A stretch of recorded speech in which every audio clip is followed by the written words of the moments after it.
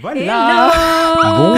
Bonjour. Comment ça va ici, mademoiselle? J'espère que vous allez bien. Bienvenue pour ce nouveau numéro du JT Mode. Ça fait plaisir de vous voir, de vous retrouver. Voilà, ça fait plaisir. J'espère que vous allez bien, que vous avez passé une bonne journée. Je suis trop contente. Vraiment. Voilà, non, je suis trop contente, vraiment. Bienvenue dans le JT Mode, le journal Twitch de la mode made by Mademoiselle. Donc on est là pour 2 heures, de 18h à 20h, en charmante compagnie. On va se présenter tout de suite. Du coup, Sarah, est-ce que tu veux bien te présenter, s'il te plaît? Oui, je me présente. Je m'appelle Sarah, alias Itsaru. Vous m'avez déjà vu très sûrement sur la chaîne Twitch Mademoiselle. Très souvent, je stream sur la chaîne. Actuellement, je suis en études de mode, donc dans le management de la mode et du luxe, en bac+4. Je fais à côté de cela du design dans la mode également pour ma propre marque de prêt-à-porter de luxe pour Rome. Et je suis aussi photographe et créatrice de contenu pour d'autres plateformes comme TikTok, Instagram, tout ça. Voilà. Waouh. Et toi, Fatou, est-ce que tu veux bien te présenter, s'il te plaît? Alors, moi, je suis Guérassi Fatoumata. Donc, je suis dans un premier temps la créatrice de la marque de prêt-à-porter féminin Guéras Fatim. Et dans un second temps, je travaille aussi en tant que styliste et directrice artistique pour des artistes, pour de la vidéo et pour toutes sortes de projets. D'accord. On va en parler juste après plus amplement. Et toi, Kémaïs, est-ce que tu veux bien te présenter, s'il te plaît? Yes, et je m'appelle Kémaïs Ben Lagdar et je suis doctorant en ce moment dans un partenariat entre la Sorbonne Paris 1 et l'Institut français de la mode. Et j'écris une thèse sur l'orientalisme dans la mode. On aura l'occasion d'en discuter par la suite. Et je donne des cours, pas mal, d'histoire de la mode, voilà, globalement. Ok, que des personnes impressionnantes à cette table, que des numéros 10 dans ma team. Ok, c'est formidable. En tout cas, dans le chat, si vous avez des questions, des remarques, n'hésitez pas, on vous lit, on va y répondre en direct. Ça va être hyper intéressant. Et moi, je suis Anthony Vincent, journaliste mode pour Mademoiselle, et bienvenue encore une fois dans le JT Mode. Alors, on va commencer par un petit tour de l'actualité de la mode, de qu'est-ce qui s'est passé ce dernier mois dans l'industrie. Du coup, il y a des choses qui vous ont marqué. Tout à l'heure, on parlait en off d'Elisabeth II. Déjà, est-ce que pour vous, c'est une icône de la mode? Bien sûr. La reine, feu la reine Elisabeth II. Moi, je dirais que oui. Bien sûr. Ok. Pourquoi? Je pense que, elle avait quand même son style, même si elle avait des codes à respecter. Son histoire de color block, toujours à la pointe. Pour moi, c'est quand même une icône de la mode. Et il y a certains créateurs qui se sont inspirés. Elle a marqué en tout cas la culture anglaise. Ouais, elle s'habillait tellement dans la musique, pareil, dans tout, dans la culture, la culture, quoi. D'accord. Elle s'habillait tout le temps pareil sans jamais s'habiller pareil. Et en plus, c'est la reine. Donc du coup, on est sur l'une des personnes les plus médiatisées au niveau mondial. Donc certainement l'une des seules bonnes femmes dont la garde-robe n'a aucun secret pour personne. C'est vrai. Je trouve ça assez intéressant. Mais c'est vrai que c'était une dame, une vieille dame. Et ce qui est intéressant aussi, c'est que dans la contrainte du protocole et de son statut, il osait quand même vachement, quoi. Les couleurs, les chapeaux... Mais justement, je crois que ça faisait partie du protocole que de s'habiller de manière colorée pour aussi des enjeux de sécurité, afin de pouvoir être repéré facilement. Donc il faudrait la récupérer et tout. Je vous mets un article tout de suite dans le chat. Parce qu'en fait, oui, elle devait donc respecter certains codes, comme toujours avoir des collants couleur chair, comme toujours avoir des poids pour alourdir l'ourlet dans ses jupes pour éviter de faire une Marilyn, que sa jupe ne se soulève à cause du vent. Mais elle s'habillait aussi colorée pour des enjeux de sécurité, pour être repérable dans la foule, quoi, à tout moment. Trop bien. Toi, est-ce que, à tes yeux, Sarah, c'était une icône de mode, Elisabeth II? À une période, oui. Mais après, avant qu'elle décède, etc., je pense que on la calculait pas trop. Donc, je vous avoue que, pour moi, quelqu'un qui est vraiment une icône de la mode, on parle tout le temps d'elle. Après, c'est la reine d'Angleterre.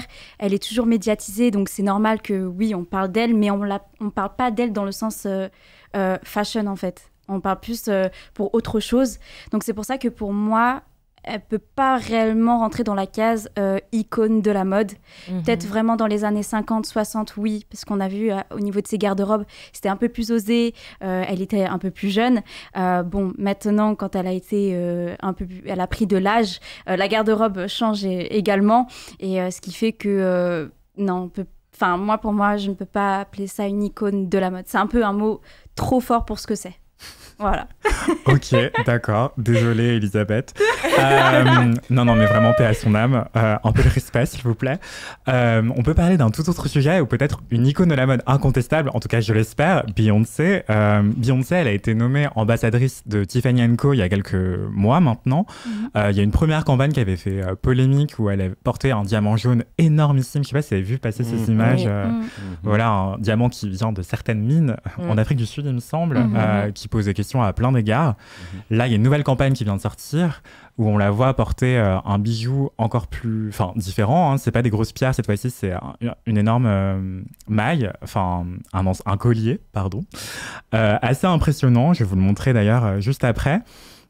Mais en fait, il faut savoir aussi que Tiffany a été rachetée par LVMH il y a quelques années maintenant et qu'ils essayent de faire un rebranding, en fait, de recréer leur image, de la rajeunir aussi. Déjà, qu'est-ce que vous pensez de ce choix d'égérie et qu'est-ce que vous pensez de cette fusion entre LVMH et Tiffany, de ce rachat de LVMH, LVMH qui rachète Tiffany's?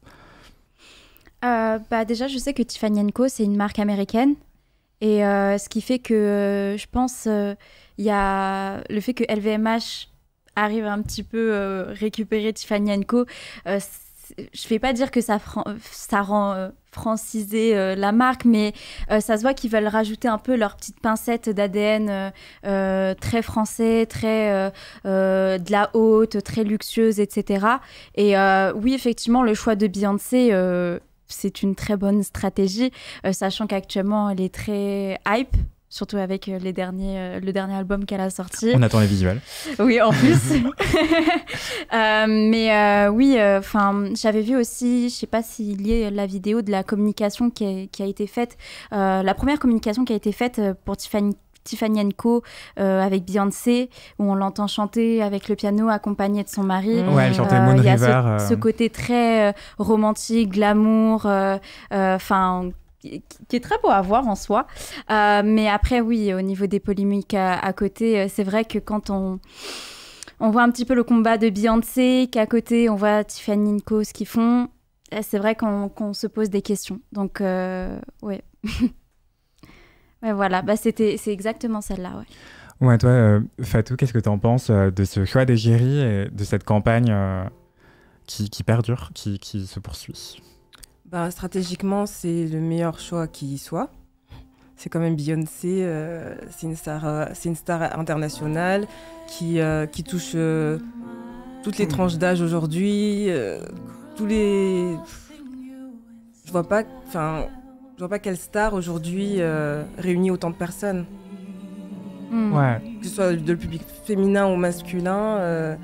Elle a un branding aussi qui est super bien travaillé, donc c'est une plus-value pour une marque comme Tiffany & Co qui a besoin de se rafraîchir un petit peu, et beaucoup même. Pour moi, c'est bien joué, quoi. Ouais, Beyoncé a un coup de pied dans les bijoux de famille de Tiffany & Co. Du coup, là... merci. On est pas mal, mais je suis un très très bon public. Hein. Ah, j'adore. Tu peux dire que c'était vraiment drôle. Oui, c'était bien drôle aussi. Du coup, là, vous voyez dans la campagne... c'est la campagne il y a 6 mois, About Love, le premier volet de la campagne... Parce qu'en fait, c'est le couple Carter qui est ambassadeur de Tiffany & Co. Et donc là, l'énorme diamant jaune que vous voyez, c'est le diamant qui est au cœur de la polémique aussi à l'époque, en tout cas il y a 6 mois. Et là, je vais vous montrer la nouvelle campagne. Mais toi, Kémaïs, qu'est-ce que tu penses de ce choix d'égérie? Et qu'est-ce que tu penses que ça veut dire pour Tiffany de choisir quelqu'un comme Beyoncé? Mais je suis assez d'accord avec tout ce qui a été dit. C'est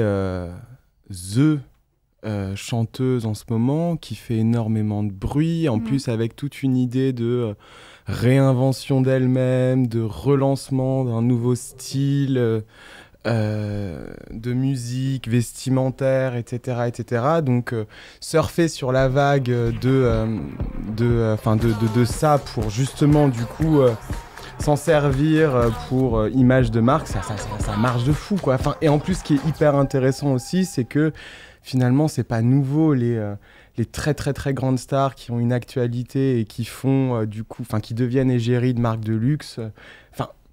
C'est un petit peu le même principe à chaque fois, donc je sais pas, voilà, moi je trouve que c'est cool. Et aussi, est-ce qu'ils essayent pas de se la jouer un peu des coloniaux et un petit peu Black Power, et donc du coup de targeter une nouvelle, peut-être une nouvelle cible, un nouveau marché, etc. Donc pourquoi pas? C'est ça. Après, je pense que les gens attendent un peu plus de transparence de la part de la marque Tiffany & Co. Même s'ils ont pris comme égérie Beyoncé, la transparence, elle n'est pas encore réellement présente.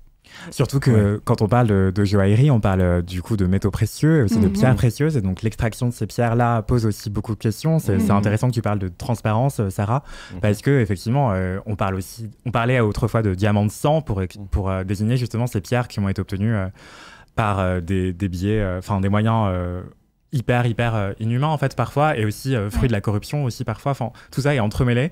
Donc avoir une égérie comme Beyoncé, est-ce que ça permet pas aussi de mettre un voile sur tout ça et de dire regardez, on est trop cool, ne regardez pas trop précisément s'il vous plaît. Un super film en 2022 en fait. Un super film qui s'appelle Blood Diamond, qui parle justement des diamants de sang et de l'extraction, etc. Qui date d'il y a bien 15 ans maintenant. Ouais, 2006. Ouais, et il est vraiment super. Il est extrêmement dur à regarder, mais c'est super. Ok, je vous le mets dans le chat tout de suite. Il y a un autre sujet aussi qui a un peu secoué l'actualité, c'est la publication d'une étude. Enfin non, ça n'a pas secoué l'actualité, je vais dire totalement, personne n'a remarqué. Non, je crois que Quotidien, on a fait un point d'ailleurs vidéo, l'émission Quotidien sur TMC, si ma mémoire est bonne. Alors en gros, il y a une étude faite par un journal allemand qui a étudié des milliers de vêtements, 20 000 hauts et bas du rayon junior de marques populaires comme H&M ou Zalando, pour en tirer quelques chiffres assez éclairants sur la mode enfantine et essayer de se rendre compte, est-ce que il y a une différence entre les vêtements pour petits garçons, et les vêtements pour petites filles. Et il s'avère que oui, la surprise de personne, dès le plus jeune âge, les petites filles sont amenées à être habillées de manière beaucoup plus courte, ajustée et dénudée que les petits garçons. Est-ce que c'est quelque chose qui vous surprend ? Faites-vous peut-être ? Non. Non, mais on va se dire la vérité, c'est pas surprenant. Je pense que dans la société, c'est quelque chose qui est ancré depuis très longtemps. On imagine qu'une petite fille, c'est la version miniature d'une femme. Du coup, toutes les coupes vont vouloir être plus féminisées tout de suite, plus ajustées, cintrées. Et puis aujourd'hui, avec les réseaux sociaux, ça n'arrange rien. Parce que, vous avez pu le voir, il y a beaucoup de pages d'enfants, modeuses, et modeux aussi, mais beaucoup modeuses. Et à mon avis, ça va pas aller en s'arrangeant. Parce qu'on est au tout début de cette ère-là. L'idée du vêtement aussi qui est pas du tout confortable, où on peut pas mettre ses mains dans ses poches lorsqu'on a un jean et qu'on est une femme. J'avais déjà fait l'expérience de mettre un vêtement ajusté de femme. C'est incroyable, l'emmanchure est placée tellement plus haut. Ouais, contre l'aisselle, t'as pas de mobilité. T'as aucune mobilité, et en fait, tu t'en rends compte empiriquement, avec ton corps, ton expérience, etc. Et ça me choque absolument pas. J'ai même envie de dire, what did you expect ? C'était un peu... surtout la liste des marques qui est citée, c'est pas étonnant. En fait, c'est pas du tout étonnant venant de ces marques-là qui se basent sur des critères... on sait même pas, il y a même pas de nom sur ces critères-là en fait, et aussi au niveau des tailles standards aussi entre guillemets, que l'enfant il a cette morphologie, toutes ces choses-là. Et après, faut aussi savoir quelque chose, c'est que certes, voilà, les vêtements pour petites filles sont plus courte que celle des petits garçons, mais ça ne veut pas forcément dire que on aura du mal à trouver des choses un peu moins courtes que d'habitude. Je veux quand même préciser là-dessus pour pas non plus inquiéter certaines personnes qui quand même veulent rester simples ou quoi que ce soit pour leurs enfants. Mais on a toujours eu le fait de genrer déjà les enfants. Il y a aussi certaines marques qui sexualisent entre guillemets aussi l'enfant, mais moi je trouve que chacun achète ce qu'il veut à son enfant, tant que son enfant est à l'aise avec, chacun ses valeurs là-dessus, et on n'est personne pour dire que ton enfant doit s'habiller de telle manière, mais effectivement les noms des marques qui sont cités comme H&M, il y a eu aussi Zara, c'est ça, H&M, Zalando et About You, qui est moins connu en France, mais c'est une marque de mode enfantine qui est plus connue en Europe germanique. Mais oui, donc t'es pas étonnée du tout. Franchement, non. parce que, on peut pas être on peut peut-être se demander pour quand est-ce que ça va changer, est-ce qu'il va y avoir une évolution, mais on peut pas être étonné. Je sais pas s'il y aura réellement une évolution, sachant que la mode enfantine est un peu, c'est vraiment un autre monde entre guillemets, sachant que l'enfant grandit. Donc on sait que c'est des vêtements qui ne résistent pas comme ceux qui sont comme les vêtements adultes. Donc je suis pas étonnée qu'il y a des vêtements plus courts pour les petites filles, sachant que oui, il y a aussi cette inspiration sur le vêtement fait pour femmes. Donc voilà. Et c'est aussi les parents qui achètent. Donc il y a peut-être moyen aussi de vouloir plaire aux enfants, une recherche de vouloir plaire aux parents qui achètent les vêtements, plus qu'aux enfants eux-mêmes et elles-mêmes, parce que peut-être que les petites filles réclament des poches et des shorts qui leur permettent de courir dans l'herbe et d'escalader des arbres, mais qu'en fait que c'est les parents qui décident et du coup ils achètent un short qui est en moyenne 6 cm plus court que celui des garçons, d'après l'étude que je vous ai mise dans le chat. Et tu disais, Sarah, que la mode enfantine allait peut-être pas changer de sitôt, ou en tout cas que c'était un monde à part.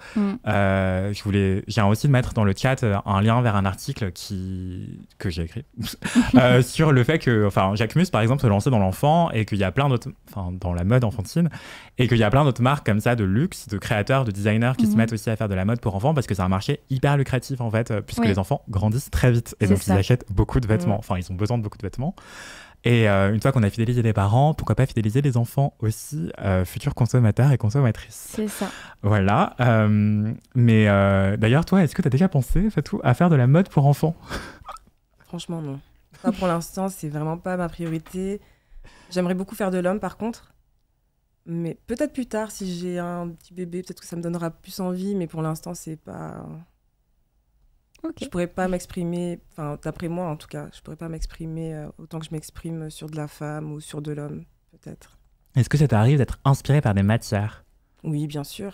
D'accord, parce que justement, c'est une transition toute trouvée. Non, je rigole. Pour parler du sujet suivant sur les matières, justement, il y a une matière qui est en train d'être développée autour de protéines de lait. Est-ce que tu as entendu parler de ça? Est-ce que c'est un truc qui t'interpelle? J'ai entendu parler de pas mal de types de matières, par exemple à base de champignons, ce genre de choses-là. Mais c'est vrai que le lait, j'en avais pas du tout entendu parler avant aujourd'hui, pour être franche. Et je trouve que c'est incroyable. Ouais, c'est assez incroyable. Voir, où est-ce qu'on peut aller en termes de créativité avec de telles matières? Est-ce que c'est vraiment intéressant pour des gens qui aiment la mode, ou est-ce que c'est vraiment pour l'écolo qui veut juste respecter la nature? Juste. Oui, je vois ce que tu veux dire, mais justement, il y a un créateur français qui s'y essaye et je trouve que c'est assez créatif. Qu'est-ce que t'en penses, toi, d'ailleurs, Fatou, et Sarah, toi aussi, qui a un œil de créatrice, et d'ailleurs Kémaïs aussi. C'est Moussi Traoré, avec sa marque Moussi. Il fait justement des vêtements en fibre de lait. Enfin, en tout cas, c'est fait à partir de protéines de lait, la caséine. C'est pas du tout une innovation en réalité, ça fait 90 ans que ça existe, qu'on connaît cette technologie. En fait, elle s'est peaufinée avec le temps et on arrive à la faire à moindre frais aujourd'hui. Du coup, ça pourrait potentiellement se démocratiser, mais ça va prendre du temps. En tout cas, c'est un procédé qui permet, c'est une matière artificielle. Du coup, c'est à partir de fibres naturelles par procédé chimique, on arrive à tirer un tissu de la matière qui peut être tissée pour obtenir du textile. Et voilà, c'est assez intéressant et c'est en train d'être développé en France, alors que la technologie, il y a des entreprises qui existent déjà en Italie et en Allemagne notamment. Donc voilà, toi, qu'est-ce que t'en penses, Sarah? Moi, ce que j'en pense du fait d'utiliser de la protéine de lait, si je dis pas de bêtises, je ne pense pas que ça va autant se démocratiser que les autres fibres naturelles qu'on connaît, tout simplement parce que voilà, c'est du lait. Lait de quoi? Lait de vache, lait d'âne, on ne sait pas. Et ça peut en fait utiliser une autre problématique en fait. Ça peut créer une autre problématique, le fait d'utiliser du lait. Alors, effectivement, je vois ce que tu veux dire. Je tiens à préciser que c'est à partir de lait gaspillé de l'industrie laitière française. Donc, chaque année en France, on jette 7,4 tonnes de lait, si je ne dis pas de bêtises. Et c'est assez impressionnant. Ouais, c'est ça, 7,4 millions de litres de lait. Voilà, qui est impropre à la consommation. Donc, c'est de l'upcycling de choses qui allaient être jetées, en fait. Et moi, lorsque j'ai lu ton article, la question que je me suis posée, c'est plutôt que de recycler des choses qu'on va gaspiller, ne faudrait-il pas peut-être repenser la chaîne de valeur et ne pas avoir à jeter en fait autant de trucs. Il y a aussi un autre truc que je trouve, il y a le côté dans ces matières animales, presque un côté un peu de l'ordre du fétiche, de l'ordre de ça vient de la vache, c'est du lait, c'est chelou. Est-ce que le fait de dire que c'est une fibre qui est qui est tirée du lait n'est pas genre par définition un super mauvais, une super mauvaise stratégie marketing. Il y a un truc un petit peu de l'ordre de ok, ça sort du pied de la vache et ça se retrouve sur mon corps. C'est comme s'il y avait aussi, c'est comme si on faisait avec de la nourriture, tout avec du cheveu, avec de la nourriture, avec des ongles, avec des trucs. Enfin, vous voyez, avec comme des sécrétions ou alors avec des choses. Ça me dégoûte. Non, mais en fait, moi, c'est la première chose que je me suis dit en y réfléchissant, si tu veux. Bah, c'est intéressant ce que tu dis et en fait, justement, j'allais te dire que, à mes yeux, a priori, ça me semblait être un bon argument marketing pour le grand public, dire regardez, c'est naturel, ça vient du lait de vache et en plus on fait de l'upcycling parce que c'est du lait qu'on allait jeter, on est géniaux, achetez nos vêtements. Et c'est ça en fait, c'est ce côté-là. Je sais pas. Mais il y a ça dépend des clientèles peut-être. Moi, ma cible personnellement, je pense que non. Toi, ça te dégoûterait aussi? Mais il y a un côté un peu rebutant là-dedans, je trouve. Bah, pourtant, là par exemple, je sais pas si c'est du vrai cuir, mais c'est de la peau retournée que tu portes en Non, c'est de la microfibre. Ça doit être du polyester. Ah, ok, d'accord. Je pensais que c'était de la vraie peau, mais justement, j'allais dire, au contraire, il y a plein de gens qui adorent porter du cuir, ou alors du daim, ou alors du veau velours, de la chèvre, de la croûte de porc, etc. Du coup, c'est assez commun d'avoir ce genre de matière et se dire, bon, bah, on utilise déjà du cuir qui est un déchet de l'industrie agroalimentaire, du cuir de vache, de porc, etc. Alors pourquoi pas du lait qui allait être jeté de toute manière Je pense que c'est le côté nourriture. Parce que le cuir retravaillé, oui, je pense c'est quelque chose de luxueux, c'est quelque chose de... Depuis la nuit des temps, c'est quelque chose de beau. Ouais. Le fait que ça se consomme à la base, en fait, je pense que c'est surtout ça. Vraiment, en fait, un cuir tout travaillé, pourrir, je pense pas que... Sais pas. Ouais, je vois ce que vous voulez dire. En tout cas, il y a Ezoc dans le chat qui nous dit, bienvenue Ezoc, bah déjà, ils vont s'aliéner tout le marché vegan. Donc oui, effectivement, et c'est un marché grandissant. Et actuellement, on sait qu'on a besoin d'aller vers plus de sobriété et c'est pas l'upcycling qui va nous y aider. Il va simplement justifier de continuer sur notre modèle actuel. Effectivement, c'est ce que vous disiez aussi, c'est pourquoi pas essayer de moins gaspiller plutôt que d'essayer d'upcycler ce qui est gaspillé. C'est ça. Venons prendre le problème à la source plutôt que d'essayer de régler les choses qui en découlent. Je vois ce que vous voulez dire aussi. Il y a un autre sujet dont je voulais qu'on parle ensemble, c'était beaucoup plus people. On en revient, est-ce que Elisabeth II était une icône de mode? Est-ce que Kourtney Kardashian maintenant est une icône de mode? Car Kourtney Kardashian, l'aînée du clan Kardashian-Jenner, a été nommée ambassadrice éco-responsable de Boohoo. Déjà, est-ce que vous connaissez Boohoo? Est-ce que vous consommez Boohoo? Ça représente quoi pour vous? Négatif. Ouais, non, je consomme pas Boohoo et je sais c'est quoi comme marque. J'avais déjà vu un reportage sur les directeurs de Boohoo. C'était assez drôle, voilà, j'ai envie de dire. Franchement, c'était très drôle parce qu'ils se ridiculisaient complètement comment ils représentaient leur marque. Quand le journaliste posait des questions sur ce qui se passe dans les ateliers à Londres, dans les autres pays, etc., s'ils sont au courant et comment ils répondent. Enfin, genre, c'est vraiment hilarant. Par contre, le contexte est grave, mais en fait, ils ont l'air tellement idiots lorsqu'ils répondent aux questions du journaliste que... Enfin, voilà. Et non, franchement... Kourtney Kardashian, dans tout ce qui est éco-responsabilité ou je sais pas quoi, non. Enfin, de toute façon, les clans Kardashian, on les classe pas dans cette catégorie-là. On est sur l'incarnation de l'influenceuse, de la famille d'influenceurs qui... Bon, après, Kourtney, c'est celle qui correspond le plus, quoi. Elle a quand même... des combats. Oui, c'est vrai qu'elle veut faire attention à l'éco-responsabilité, entre guillemets. Mais Boohoo... De la santé, tout ça, elle a un peu... Elle fait la... En fait, Boohoo, un peu naturel, c'est ça. En fait, Boohoo, le problème, il y a énormément de choses problématiques qu'ils font et... En fait, c'est une transition qui est trop... Il y a trop d'écart, en fait, entre ce qui leur est reproché Et le fait que, hop, on veut faire attention à l'éco-responsabilité, etc. Enfin, en fait, l'écart est trop grand qu'on a du mal à y croire. Il n'est pas crédible du tout. C'est pas du tout crédible.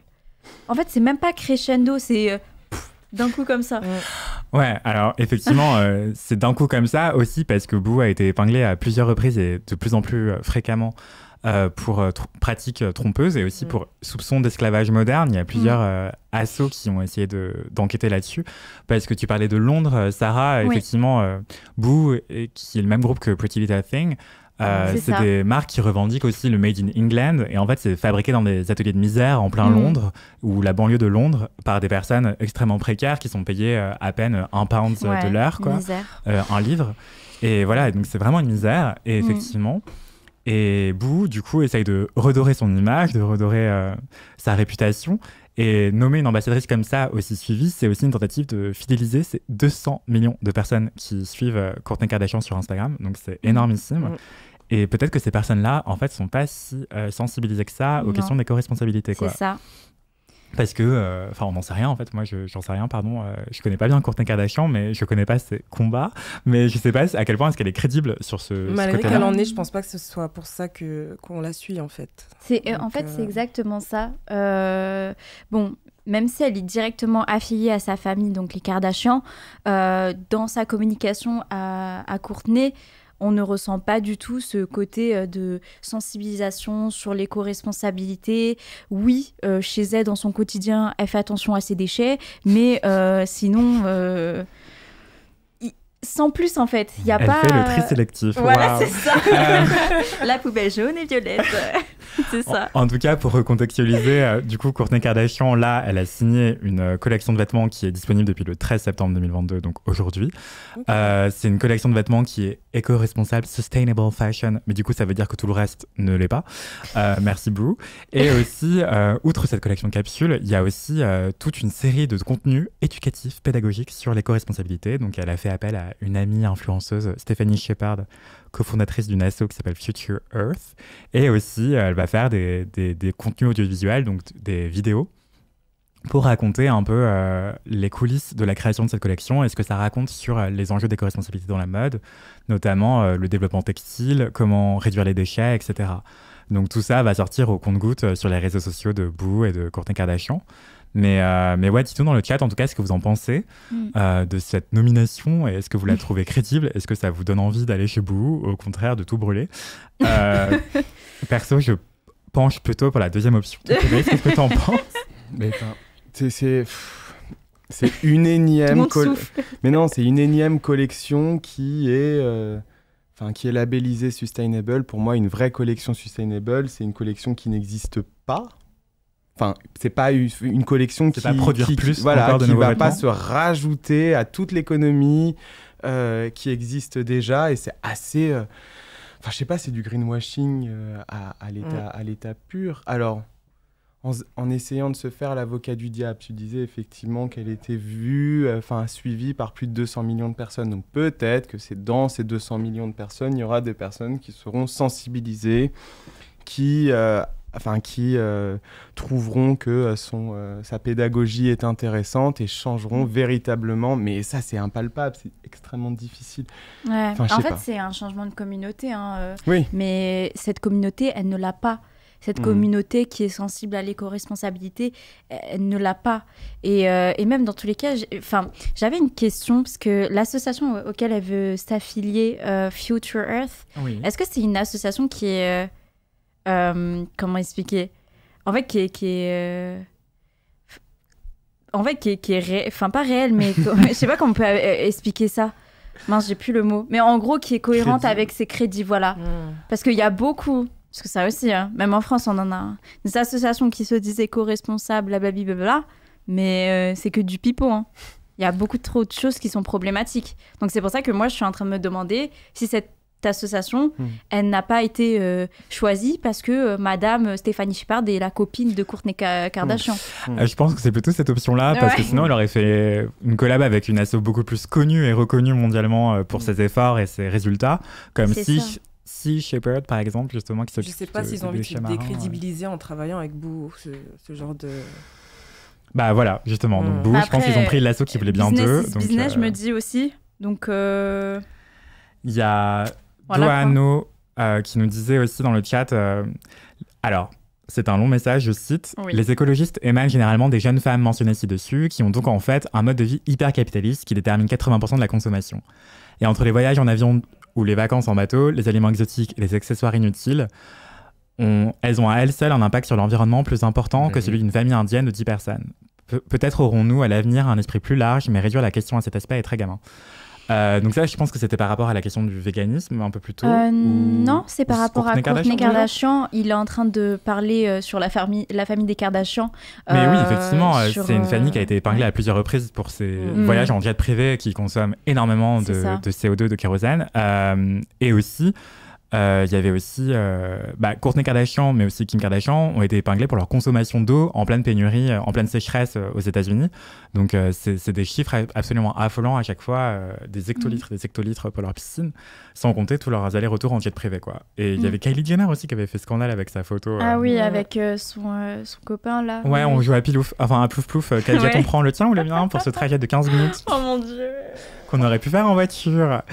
Voilà. Oh là là, mais franchement, faut vraiment être ridicule pour faire ça par contre. Et tu le postes en plus. Enfin... Non, mais au début, je croyais qu'elle trollait, hein, vraiment. Genre, qu'elle blaguait. Genre, c'était une blague. Mais elle est vraiment sérieuse, c'est ça le pire. Pas du tout. Oh mon Dieu. Oh là là. Enfin, voilà, c'est le petit tour d'actualité de la mode et de son cirque habituel. On va passer à la partie interview. On va commencer par toi, Fatou. Est-ce que tu veux bien te représenter, s'il te plaît? Oui. Alors... Pour les personnes qui nous rejoindraient maintenant, par exemple. Okay. Donc, je suis Guerassi Fatoumata. Je suis la créatrice de la marque Gueras Fatim, qui est une marque de prêt-à-porter féminin qui met en avant les cultures diverses des femmes dans le monde. J'ai commencé en m'intéressant à ma propre culture, qui est plutôt l'Afrique de l'Ouest, le Sénégal, la Guinée, le Mali. Et ensuite, j'ai commencé à explorer beaucoup plus de culture féminine, parce que je trouve qu'à plusieurs endroits, on se rejoint. Et c'est ce qui m'intéresse le plus dans mon travail, c'est de faire les liens et les relations entre les traditions, les coutumes. Et je trouve ça hyper inspirant. C'est une fontaine d'inspiration, en fait. Ça ne s'arrête jamais. Il y a toujours des nouvelles découvertes. Et voilà. Et à côté de ça, je suis aussi styliste pour des artistes. Je fais aussi de la direction artistique. Donc voilà. D'accord, ok. Et comment est-ce que tu t'es lancée dans la mode? Je me suis lancée dans la mode... Comment je me suis lancée dans la mode? Est-ce que tu as toujours voulu être créatrice de mode? À partir de mes 15-16 ans, oui. C'est-à-dire que j'ai toujours aimé faire du dessin. J'avais des bonnes notes en dessin. J'étais la prof préférée de... enfin non, l'élève préférée de ma prof d'art appliqué. Et je faisais pas forcément le lien avec la mode, mais j'ai toujours aimé m'habiller. Ma mère, c'est une femme qui a toujours été coquette, qui met, un peu comme la reine Elisabeth, associer ses couleurs, parce que c'est aussi quelque chose qui est très présent chez nous. Tu vas associer les boucles d'oreilles avec le couvre-chef. Enfin, ça pouvait paraître peut-être un peu too much, mais j'ai grandi dans ça, en fait. Et je pense que ça s'est fait naturellement. Tu sais, tu arrives à un moment au collège où tu fais le test pour savoir ce que tu veux faire. Et là, ça me stylise et je me dis, mais oui, c'est ça que je veux faire. Je me renseigne un peu plus et je me dis, bah oui, évidemment. Donc voilà, c'est comme ça que j'ai commencé un peu dans la mode. Enfin, en tout cas, c'est de là que vient ma passion pour la mode. Après, comment j'ai commencé avec une mini-collection que j'avais faite pour un peu montrer ce que je savais faire. Je travaillais à côté. Je voulais juste avoir des visuels, pas forcément commercialisés. Et ça a pris une certaine ampleur qui fait que je me suis dit que j'étais vraiment faite pour ça. Et donc, voilà, c'est comme ça que... Est-ce que tu as déjà eu... Avant de te lancer, est-ce que tu avais peur de te lancer justement en disant en fait je suis une femme noire et j'en vois pas beaucoup dans le paysage, du coup est-ce que j'ai le droit de le faire? Non. Très bien. Oh. On adore. Non, en fait, j'ai toujours... Enfin, on va dire que je suis arrivée à Paris en 2011-2012 parce qu'à la base je viens d'Auvergne. Je pense que depuis très petite, je me suis toujours sentie spéciale. je mettais toujours des robes de princesse. Vous savez, les robes de baptême, tu les mets pour aller acheter une baguette avec ton père et il te dit ok. T'étais too much, quoi. J'étais too much. Mais, enfin, je sais pas. On m'a toujours conforté dans l'idée que c'était pas hors norme. Donc voilà. J'ai toujours ce petit côté où, ouais, je me sentais spéciale. Et du coup, quand je suis arrivée dans les métiers de la mode, par vraiment la petite porte, en tant que petite main, habilleuse, ce genre de petits métiers-là, et que je me suis rendu compte que je pouvais pas accéder à des grandes places, pour moi, c'était naturel de me dire, mais il faut que je crée ma propre marque. Je pourrais être DA, je pourrais être photographe, je pourrais être tout ce que je rêve d'être et qu'on me laissera pas l'occasion d'être, en fait. Je peux pas me contenter de rester dans cette position en sachant que j'ai des capacités et que j'ai aussi surtout un gros besoin de m'exprimer et de partager mon univers avec d'autres personnes. Donc voilà. Et t'avais pensé Enfin, t'avais traversé quelle maison, par exemple, et qu'est-ce que t'as appris dans ces maisons? J'en ai traversé beaucoup parce que j'étais en intérim. Donc du coup, tu pouvais changer d'une semaine à l'autre. Que ce soit Givenchy, Céline, Chanel. Enfin, on est à Paris, donc c'est aussi pour ça que je suis venue vivre ici. C'était pour avoir accès à tout ça, du coup, assez facilement. Parce que quand tu rentres en tant qu'intérimaire, t'es là pour des petites périodes, mais en même temps, tu vois tellement de choses. Et voilà, moi, ce que j'ai appris, c'est que je pense que partout où j'allais, j'étais hyper observatrice et je me disais « Ah, ok, c'est comme ça que ça marche, ok. » Donc ça, je note, je garde en tête. C'est des choses que je connaissais pas. Enfin, l'école, c'est bien, mais t'apprends vraiment sur le tas. Sur le tas et avec des tontons et des tatas qui sont là depuis des années et qui vont t'apprendre des nouvelles techniques. Qui vont dire « Regarde, fais plutôt comme ça. » C'est vrai, ça. Parce que t'avais quoi comme formation scolaire académique, justement? J'avais un BEP et un bac pro, artisanat et métiers d'art, option couture floue. D'accord. C'est long. Et justement, l'option tailleur, après, tu l'as apprise sur le tas, du coup? Tailleur, je l'ai fait un peu plus tard. Donc, j'ai commencé l'intérim, mais ensuite, on avait un espèce de compte où tu pouvais demander des formations. Et à ce moment-là, oui, d'accord. à ce moment-là, j'ai demandé à faire une formation tailleur. D'accord. Et toi, t'étais plutôt, justement, pourquoi t'avais pris cette option floue? Est-ce que tu préférais le flou au tailleur à l'époque ou c'était le hasard de la vie? Ça me paraissait plus naturel d'aller vers le flou. Ouais. Parce que c'est féminin, c'est... Voilà. D'accord. Ça me faisait plus rêver, en tout cas. Ah ouais. Bah, c'est vrai, après, quand on a... comme tu avais décrit, tu étais enfin, voilà, tu disais qu'à ton adolescence, tu étais voilà, avec des robes de princesse, etc. Et c'est vrai, en réfléchissant, c'est plus cohérent que tu ailles dans la catégorie floue que tailleur. Parce que c'est vrai que flou, on utilise vraiment des matières très princesses, très féeriques, très féminines. Très féminines, ouais. Et puis... je sais pas, je trouve qu'on est plus créatif. Quoi. Ouais, on se laisse un peu porter par le truc, alors que le tailleur, faut être carré. Et tu disais que tu avais un énorme besoin de t'exprimer et que tu avais envie de fonder ta propre marque pour ça aussi. Est-ce qu'il y a eu un déclic où tu t'es lancé? C'était quoi tes premières difficultés en te lançant? C'était de créer une marque à partir de rien, sans moyens, de travailler à côté, d'avoir... de boulot et de rentrer à la maison et de travailler encore. Je pense que la plus grosse difficulté, c'était ça. Et donc, c'était un obstacle financier, administratif et aussi le temps, puisque tu avais déjà un... Ouais. Ok. Et... Si aujourd'hui, je devais conseiller des jeunes créatrices ou créateurs, enfin, oui, il faut croire en soi et tout est possible. Mais c'est bien d'être entouré. C'est bien d'avoir de l'argent de côté c'est vraiment bien. Tu penses que tu aurais eu besoin de besoin de combien concrètement avant de te lancer, si tu devais le refaire? Vu comment j'ai commencé, même 10 000 € pour moi ça aurait été énorme. Ouais, 10 000 € c'est une bonne base même pour se lancer. Même 5 000, j'ai commencé vraiment, j'avais rien, j'avais mon salaire, de temps en temps tous les mois j'allais acheter du tissu que je repérais. Des fois je demandais à une femme que j'aimais beaucoup, qui travaille dans une boutique de tissus, de me garder les tissus pour quand je pourrais les payer. Et je faisais des espèces de petits plans de collection. Du coup, j'achetais les couleurs en fonction, les matières en fonction. Et petit à petit, j'ai monté une petite collection qui était juste pour le visuel au départ. mettre un site en ligne, montrer mon travail et l'envoyer un peu partout pour avoir des retours. Et c'est comme ça que ça a pris.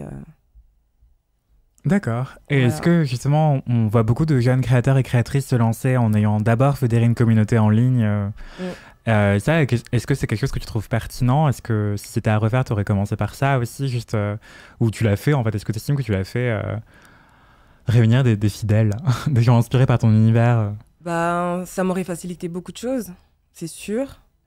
Mais je pense que c'est ma destinée d'être vraiment dans le... Moi, je suis dans le travail, en fait. Je suis vraiment dans le travail. C'est un truc que j'ai étudié. Je sais, c'est une toute petite entreprise de 3 personnes. Et du coup, ce qui fait que, enfin, vraiment, je sais faire des recherches, me documenter, faire du patronage, faire du sourcing. Je fais tout de A à Z. Et ça, je trouve que c'est une richesse qu'on ne peut pas m'enlever et tout le monde ne peut pas en dire autant. C'est pas une façon de dire que les autres sont pas crédibles ou... Mais bon. Franchement, chacun son... Chacun son chacun. Chacun son chacun. Ok, d'accord. Et justement, donc tu es quelqu'un qui est beaucoup dans le travail. Mais dans quelle mesure est-ce que le visuel, c'est important aussi? Par exemple, alimenter un compte Instagram, est-ce que c'est quelque chose qui t'occupe beaucoup? Est-ce que communiquer sur ta marque plus généralement, tu as l'impression que c'est de plus en plus nécessaire ou le travail peut suffire aujourd'hui? Non, c'est nécessaire. À l'ère d'Instagram. C'est nécessaire. C'est vraiment... On est obligé aujourd'hui de communiquer tout le temps, d'avoir... un lien avec sa communauté pour qu'elle grandisse, pour que, je sais pas, moi, mes clientes, pour moi, enfin, c'est... Je les considère, enfin, en tout cas, sur ma page, je les considère un peu comme enfin, je les appelle un peu ma tribu. Je les considère un peu comme mes copines parce qu'en fait, enfin, je trouve ça incroyable elles me font vivre quelque part. Et je suis hyper reconnaissante de ça. Oui, je me suis lancée en me disant, je vais faire des vêtements, mais je savais pas que j'allais avoir des commandes qui allaient tomber, enfin...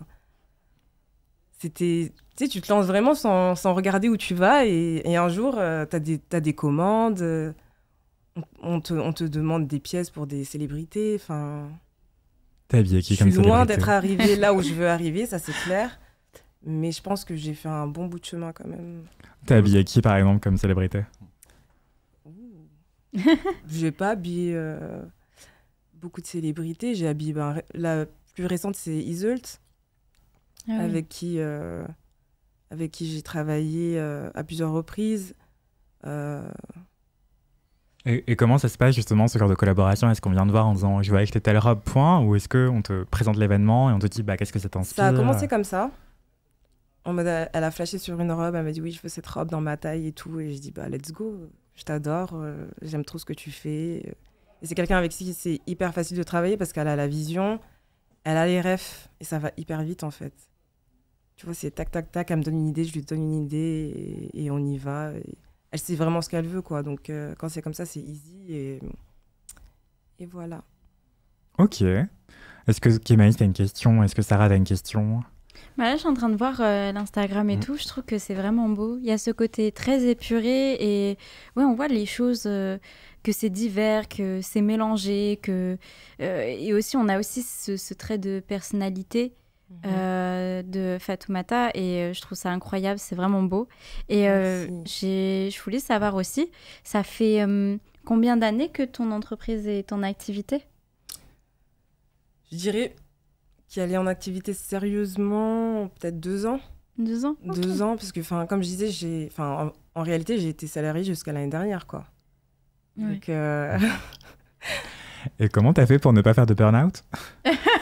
Bah oui, ça c'est la est-ce question. que j'en ai fait, est-ce que j'en ai pas fait? Je ne sais pas. Mais On va dire que c'était pas facile, en tout cas. Ah, Je ne saurais pas diagnostiquer si j'en ai fait un ou pas, mais il y avait vraiment des périodes pas faciles. Ça, c'est clair. Et moi, il y a une question que j'aimerais bien te poser, c'est autour de ton processus créatif. Comment tu fais pour... est-ce que c'est... comment tu fais pour avoir l'idée, pour avoir l'inspi, comment ça se passe?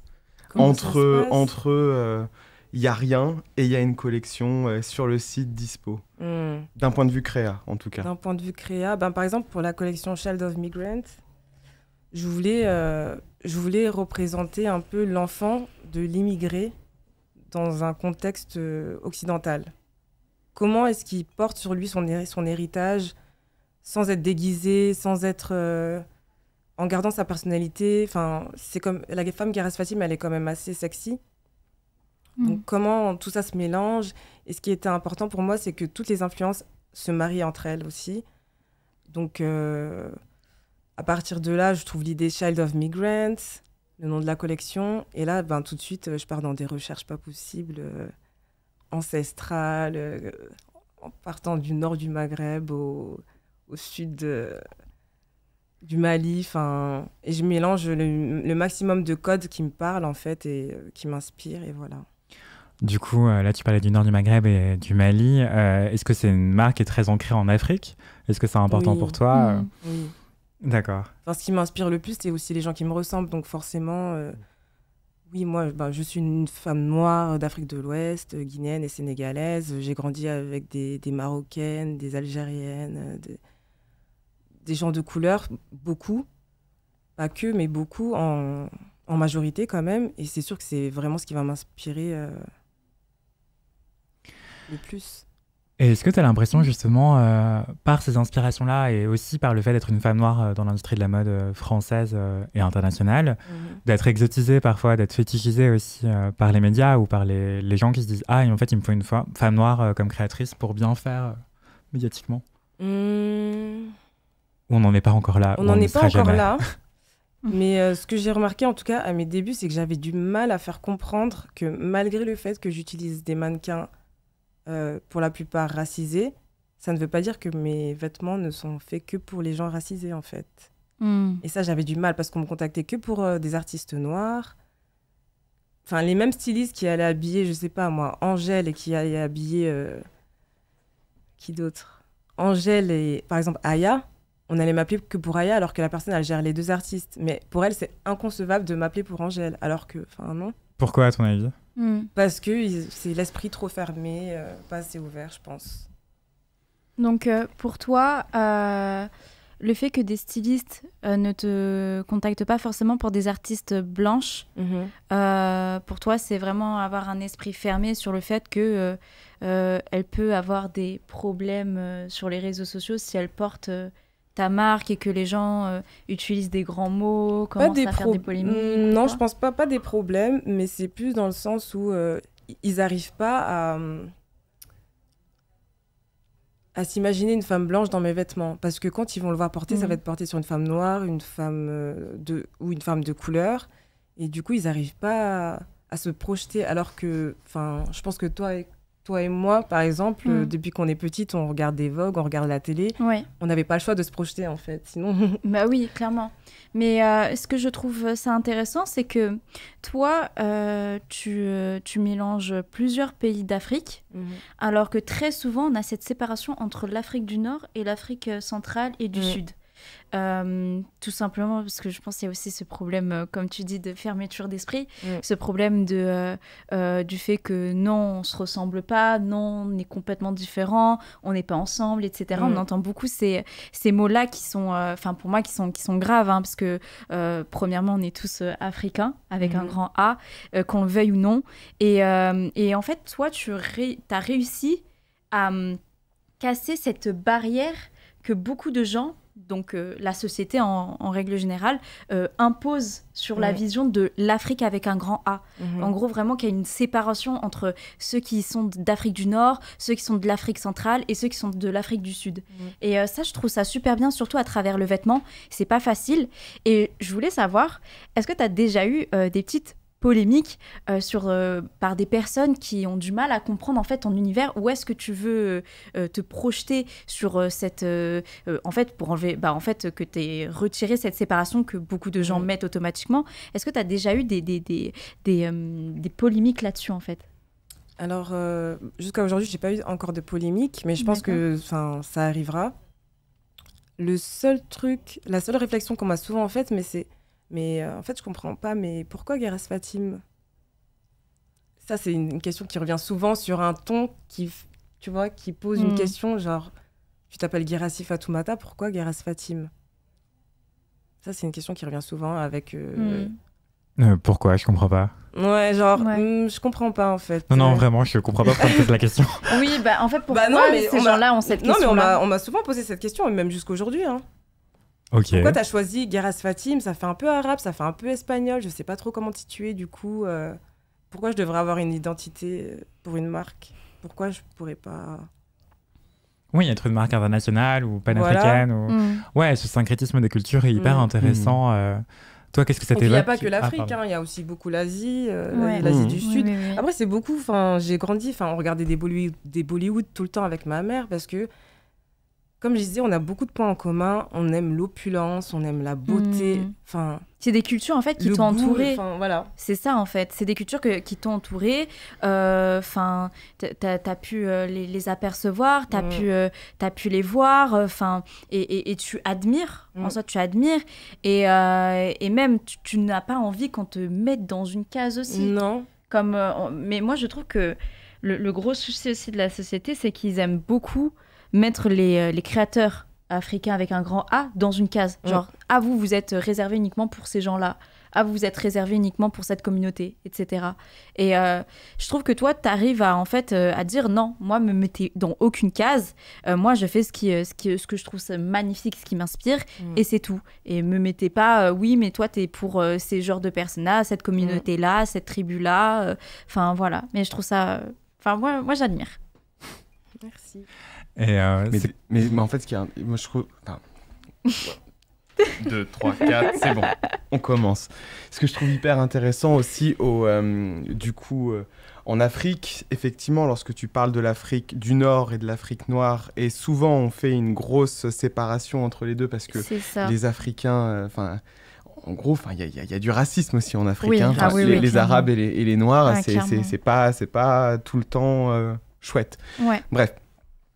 De s'intéresser au syncrétisme des cultures par le vêtement, c'est juste parfait, puisque c'est précisément par le vêtement que toutes les cultures ont circulé en Afrique. Exactement. On a toujours l'habitude de penser aux échanges nord-sud ou sud-nord, mais on ne pense jamais aux échanges sud-sud, c'est-à-dire, j'entends les pays du sud global, comme on appelle ça, mais aussi géographiquement parlant. Je sais pas, moi, par exemple, la djellaba, déjà, il y a des formes primitives de djellaba dans les cultures de l'Antiquité méditerranéenne, mais en même temps, elle s'est entièrement hybridée avec l'abaya des Arabes d'Arabie. C'est ça. Elle va donner ensuite, par la suite, le boubou dans une certaine forme. Enfin, et en fait, il y a cette influence-là qu'on doit accepter. Par exemple, tu parlais de certains pays du Maghreb et aussi du Moyen-Orient. L'Empire ottoman a énormément influencé dans le vêtement dans ces pays-là. Et ça, en fait, on a du mal à le comprendre et que beaucoup de gens se disent « Non, ça nous appartient. C'est à nous, c'est que à nous, c'est que dans notre pays. Pourquoi vous commencez à faire des transformations ou quoi que ce soit ?» Ça commence à créer sur les grands mots appropriation culturelle. Donc, je pense qu'on va en parler. L'appropriation culturelle, en ce moment, on n'entend que ça. Moi, je sais que dans la communauté maghrébine, on n'entend que ça en ce moment. Je ne sais pas ce qui se passe, mais on n'entend que ça entre l'Algérie et le Maroc. Il n'y a que ça en ce moment.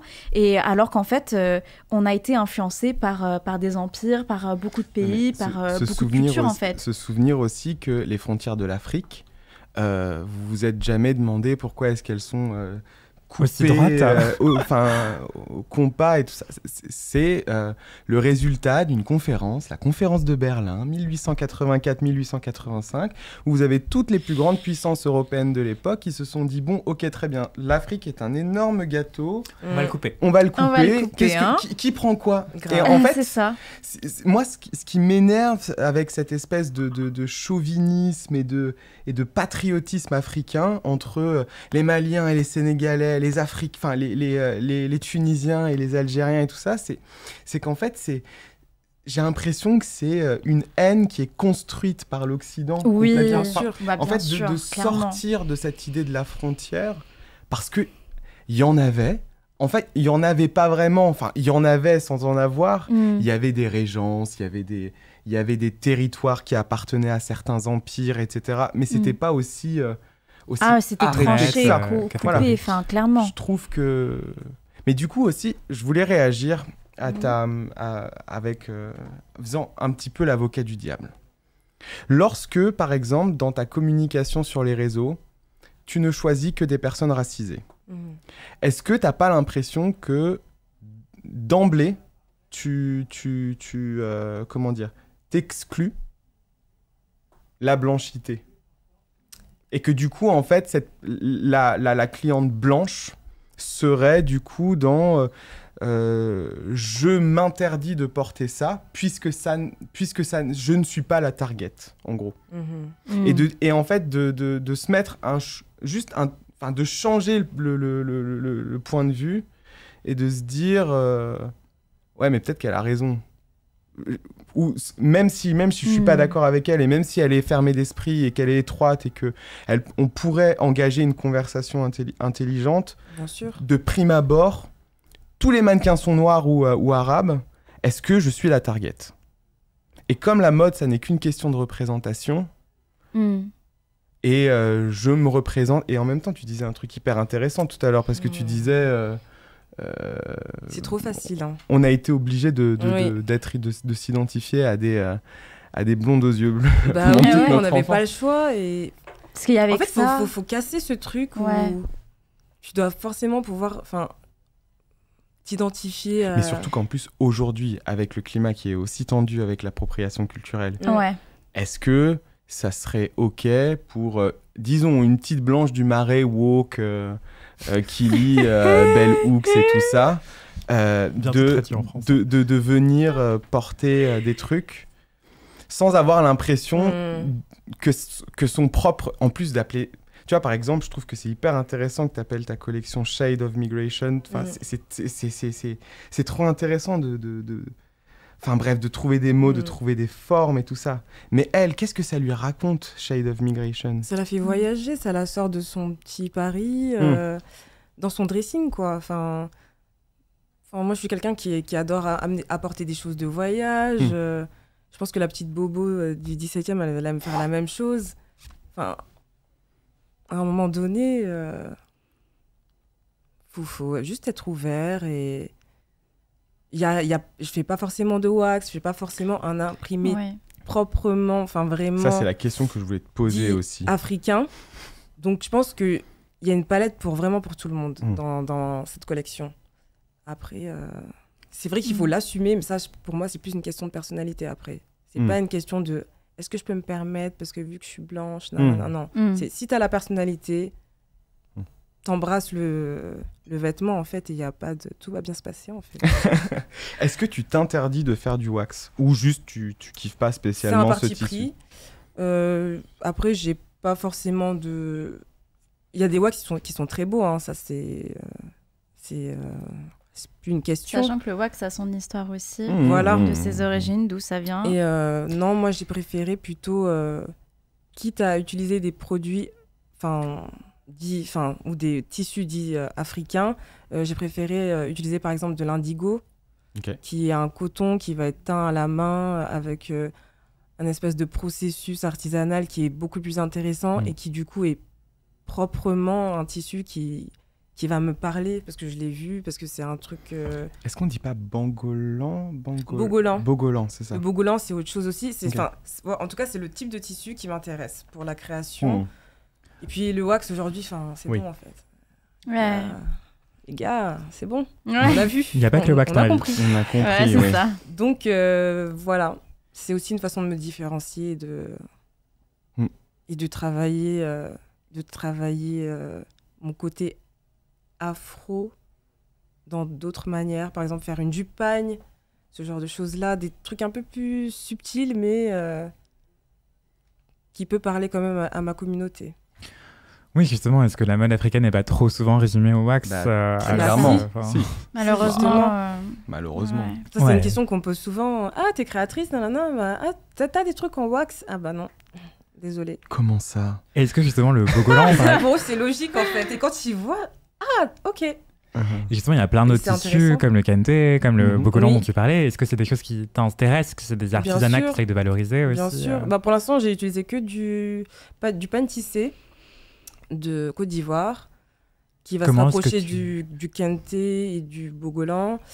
en termes de technique de tissage et l'indigo. Et justement, comment est-ce que tu décrirais cette technique de tissage pour les gens qui ne connaîtraient pas? Alors là... Si c'est trop compliqué, t'inquiète, c'est pas grave, on n'est pas obligé. C'est un peu compliqué. C'est un tissage manuel qui est fait avec comment dire? Je sais même plus comment on appelle ça. Des métiers à tisser en bois. Ouais. Et ça prend des heures à être tissé. Et c'est quelque chose en Afrique, en tout cas, c'est très onéreux. C'est quelque chose qui va être destiné à des familles un peu royales, d'une certaine lignée, qui va représenter une sorte de noblesse. D'accord. Donc je préfère mettre ça en avant qu'un wax qui vient d'Hollande, même s'il y en a des très jolis, c'est sûr. Mais bon, no shade. D'accord. Et justement, est-ce que ces savoir-faire artisanaux traditionnels de certaines parties de l'Afrique sont en train de disparaître? Est-ce que tu penses que la création contemporaine peut aussi servir à préserver ces savoir-faire traditionnels? Ce qui est bien aujourd'hui, c'est que du coup, on est plusieurs à avoir cette vision-là de mettre en avant l'artisanat africain. Et je pense qu'à partir du moment où on va en Afrique pour créer ensemble dans des conditions correctes, ça, c'est que du plus, en fait. Parce qu'on partage la culture, on apporte du travail et voilà. C'est surtout tant que c'est fait dans le respect. Moi, je trouve que c'est une bonne chose et qu'au contraire, ça se perd pas. Ça revient même. Parce qu'il y a de la demande. Il y a plein de créateurs. Je suis vraiment pas la seule à... Il y en a qui sont même spécialisés dans le kente et ce genre de tissu-là. Donc, ouais. Et cette demande grandissante... Ah non, pardon, j'ai oublié ce que je voulais dire. Mais c'était par rapport au fait que la demande grandissait. Elle vient aussi de créateurs occidentaux qui essayent de valoriser d'autres artisanats après avoir épuisé l'Asie, par exemple, ou avoir épuisé le Mexique. Ils cherchent de nouvelles formes d'exotisme autrement. Aussi. Qu'est-ce que ça t'inspire, toi, de voir des marques comme Dior ou autres faire des collabs comme ça avec des artisans en les créditant maintenant, d'ailleurs? C'est déjà bien, parce que ça n'a pas toujours été le cas. J'ai envie de dire que peut-être, je peux comprendre que ça en énerve certains, mais en même temps, ils ont tellement puisé partout qu'il reste plus que ça. Et puis, l'Afrique, c'est l'avenir, en fait. Donc, si tu n'y es pas... Tu rates. Tu rates, en fait. T'as raté, donc... Justement, il y avait aujourd'hui, tout le monde va graviter autour, et voilà. Ouais. Il me semble qu'il y avait Virgil Abloh aussi, qui avait fait des vêtements inspirés du kente, mais... Oui. Mais remasterisé. Justement, je crois qu'il avait fait... Enfin, je sais pas s'il avait précisément repris du vrai kente ou s'il avait juste... Si mes souvenirs sont bons, il y avait même un kente noir et blanc avec le logo élevé, non? Ouais. Mais je me demandais si c'était vraiment du tissage en kente ou si c'était juste genre on a refait le même effet visuellement. Je saurais pas te dire. Mais ça aurait été intéressant qu'il fasse faire ça en Afrique, mais je suis pas sûre. Mais je sais pas, donc je préfère pas le dire. Ouais, d'accord. Bah, justement, on parlait tout à l'heure d'appropriation culturelle. Je pense que ce serait bien de la définir. Qui veut se lancer dans ce sacré morceau? Oh là là. Je vous laisse. Oh là là. Au revoir. Bon. Oui, monsieur le professeur. Monsieur, s'il vous plaît, la définition. Non, déjà, il y a un truc que je voudrais dire d'abord en disclaimer avec l'appropriation culturelle, c'est que je trouve que c'est pas une fin en soi. Il y a énormément de personnes qui utilisent ce truc-là pour fermer le débat. C'est de l'appropriation culturelle, basta, c'est tout. C'est fini, on arrête là. Ils ont craché leur venin et on peut absolument pas discuter. Et du coup, moi, je trouve... Il y a un truc... en gros, l'idée, c'est que, pour moi, un concept qui est valable, un vrai concept, c'est un concept qui est conceptualisable, intelligible, facile à... Enfin, pas forcément facile à comprendre, mais facile à utiliser, réutiliser. L'appropriation culturelle, c'est quand même... Il y a plein comment dire, d'exception qui confirme la règle et jusqu'où c'est de l'appréciation et à partir de quand ça devient de l'appropriation. Il y a cette question appréciation-appropriation. En fait, je trouve que du coup, plus qu'un concept, l'appropriation culturelle, c'est plus un outil pour comprendre qu'il y a en ce moment une volonté de changer les représentations, une volonté de visibiliser d'autres cultures et d'essayer de silencier un petit peu la mode occidentale dans son hégémonie et dans sa puissance de frappe des groupes de luxe, etc., etc. Donc je trouve en fait lorsqu'on parle d'appropriation culturelle, l'utiliser comme un outil cool, intéressant pour analyser ce qui se passe en ce moment et qu'est-ce que ça nous dit de la société contemporaine, en gros de la création contemporaine. Mais globalement, l'appropriation culturelle, c'est le mécanisme d'oppression par lequel une personne en situation de domination va piller les ressources d'un groupe minoritaire ou minorisé en décontextualisant, en appauvrissant et à des fins capitalistes. Globalement, c'est ça. Oui, et voilà. À des fins capitalistes est hyper important. Je pense que ce qui aide aussi à se dire est-ce que ça tient d'appropriation culturelle ou non, même si c'est un outil qui a beaucoup de limites, c'est de se demander à qui ça profite, est-ce que les bonnes personnes sont créditées ou non, en fait. C'est surtout ça. Quand une marque se met à faire du gente sans jamais dire d'où ça vient, par exemple, ça pose question. Et surtout quand elle en fait du profit et qu'elle s'en approprie l'autorité en termes de... Elle se revendique comme autrice du concept ou de la matière ou du savoir-faire, là, pour moi, ça a un intérêt, en fait, de parler d'appropriation culturelle. Quoi, mais... Bien sûr. Toi, qu'est-ce que t'en penses, Sarah? Qu'est-ce que t'en penses aussi, Fatou? Est-ce que c'est une notion qui est utilisée trop souvent à mauvais escient? Alors, oui. Et même, je trouve dommage aussi que, par exemple, moi qui suis étudiante en mode, on n'en parle pas. Parce que je pense aussi qu'il y a des professeurs qui ont du mal avec ce sujet-là, ou du moins qui n'ont pas envie de... Enfin, c'est un peu un terrain glissant, entre guillemets. Et il faut vraiment avoir les connaissances pour pouvoir en parler. Et c'est pas tout le monde qui peut parler de ce sujet-là, qui peut définir ce sujet-là. Et en fait... C'est vrai qu'il y a aussi ce côté appréciation ou appropriation culturelle, et des fois les gens en fait ils veulent mettre juste dans une case les personnes qui effectuent certaines choses au niveau de la créativité, et c'est vrai, après on se rend compte plus tard, parce que en vrai l'appropriation culturelle, le sujet d'appropriation culturelle a commencé à s'en parler un peu plus tard. Quand ça a commencé, les gens n'en parlaient pas forcément parce qu'il n'y avait pas encore de mots là-dessus. Ça dérangeait, mais il n'y avait pas encore de mots là-dessus.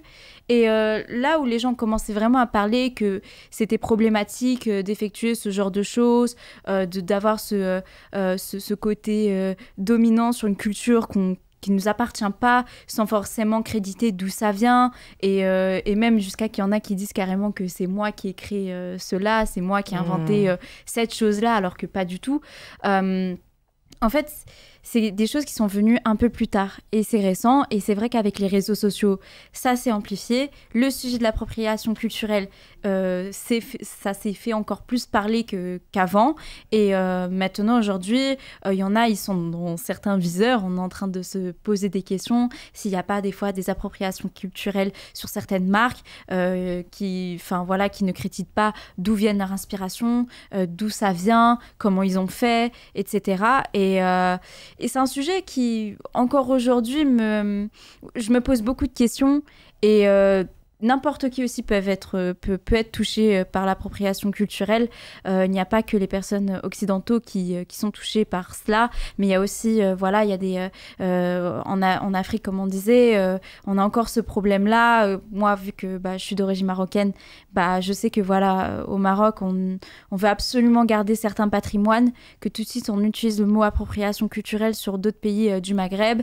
Et en fait, c'est tellement un terrain glissant que même moi, j'ai du mal à le comprendre, parce qu'il y a tellement de définitions d'appropriation culturelle que moi, Sarah, 21 ans, qui est créatrice de mode, où je m'inspire de l'Empire ottoman. J'ai utilisé le mot Empire ottoman parce que je pouvais pas dire je m'inspire de ma culture marocaine ou quoi. J'ai vraiment utilisé le mot Empire ottoman parce que l'influence de la mode venait de là-bas dans ce que je veux faire. Et même moi, j'en ai peur de faire des erreurs, j'ai peur de glisser sur ce terrain-là et que en fait, on vienne, on me tire dessus et bah voilà, appropriation culturelle, tu t'appropries une culture qui n'est pas la tienne, regarde-toi, regarde. Enfin, c'est aussi cette crainte que j'ai en tant que créatrice de mode, jeune créatrice et débutante. Et c'est vrai que, comme j'ai dit, c'est dommage qu'en fait, dans mes études, on n'en parle pas, en fait. On nous sensibilise pas sur ce sujet-là. C'est très compliqué. Même moi qui suis une personne issue de minorités racisées, j'ai peur de ça. J'ai du mal à le comprendre encore aujourd'hui. Donc voilà, j'ai beaucoup parlé. Non, je t'en prie. Mais ça nous amène à parler de notre deuxième invité. Mais juste avant ça, je voulais dire que c'est intéressant que... Enfin, ça dit bien que le concept est très mal compris parce que tu n'es clairement pas en position de domination sociale, en fait, ni économique. Ouais. Donc, oui, c'est ça le problème. Pourquoi est-ce que tu serais taxé d'appropriation culturelle ? C'est un terme qui est utilisé pour un oui ou pour un non. En fait, c'est la société. Le souci, c'est... Bon, après, vous allez me dire, ouais, mais les réseaux sociaux, ça représente pas non plus le monde entier ou quoi que ce soit. Mais... essayez d'avoir une pression psychologique par les réseaux sociaux où on vous pointe du doigt en disant que vous faites de l'appropriation culturelle alors que vous avez jamais voulu faire du mal à qui que ce soit. Comme tu dis, Anthony, je n'ai jamais voulu avoir ce genre de domination. Je ne suis pas en position de domination. Malheureusement, les gens ne comprennent pas comme nous actuellement. Et c'est ça le problème. Et même si vous voulez... En fait, il y a vraiment un manque de sensibilisation sur ce sujet-là et trop de définitions différentes. Et les gens, en fait, sont perdus. Et il y a des définitions de l'appropriation culturelle trop différentes qui... tu pètes ta tête, en fait. Tu sais plus quoi faire. Il a donné une très bonne définition, je trouve. Ouais, non, mais clairement. Ça se voit que c'est... Il y a trop eu de changements sur cette définition. Il y a trop de gens qui ont voulu faire à leur sauce la définition et voilà quoi. Mais comme j'ai dit, en fait, l'appropriation culturelle, si on ne s'y connaît pas, si on ne sait pas parler de ce sujet-là, on se tait. Voilà, et ça, beaucoup de gens ne comprennent pas. Effectivement, d'où l'importance de la pédagogie de l'enseignement de mode. Donc, on va parler de toi, Kémaïs. C'est une transition vraiment... on dirait que j'ai fait ça toute ma vie. Kémaïs, tu veux bien te représenter pour les personnes qui nous rejoignent. D'ailleurs, bienvenue dans le chat. Posez vos questions. On est là, on vous écoute, on vous lit, on répondra en direct. Est-ce que tu veux bien te représenter, Kémaïs? Oui, je me représente. Alors, Kémaïs Benlagdar, et j'écris une thèse en ce moment sur l'orientalisme dans la mode à la fin du 19e, début 20e siècle à Paris, dans la haute couture. Et du coup, je m'intéresse beaucoup aux questions liées à l'orientalisme, à l'empire colonial, aux cultures aussi vestimentaires orientales, etc. Je m'intéresse aussi beaucoup à l'appropriation culturelle, forcément, parce que c'est des questions qui sont inévitables lorsqu'on traite de ces sujets. Et je donne des cours aussi, pas mal, un petit peu partout, d'histoire de la mode à l'IFM, de liens entre les études post-coloniales et décoloniales et les fashion studies, comme on appelle ça. C'est un courant, en fait, anglo-saxon qui entend étudier la mode de façon, académique, universitaire.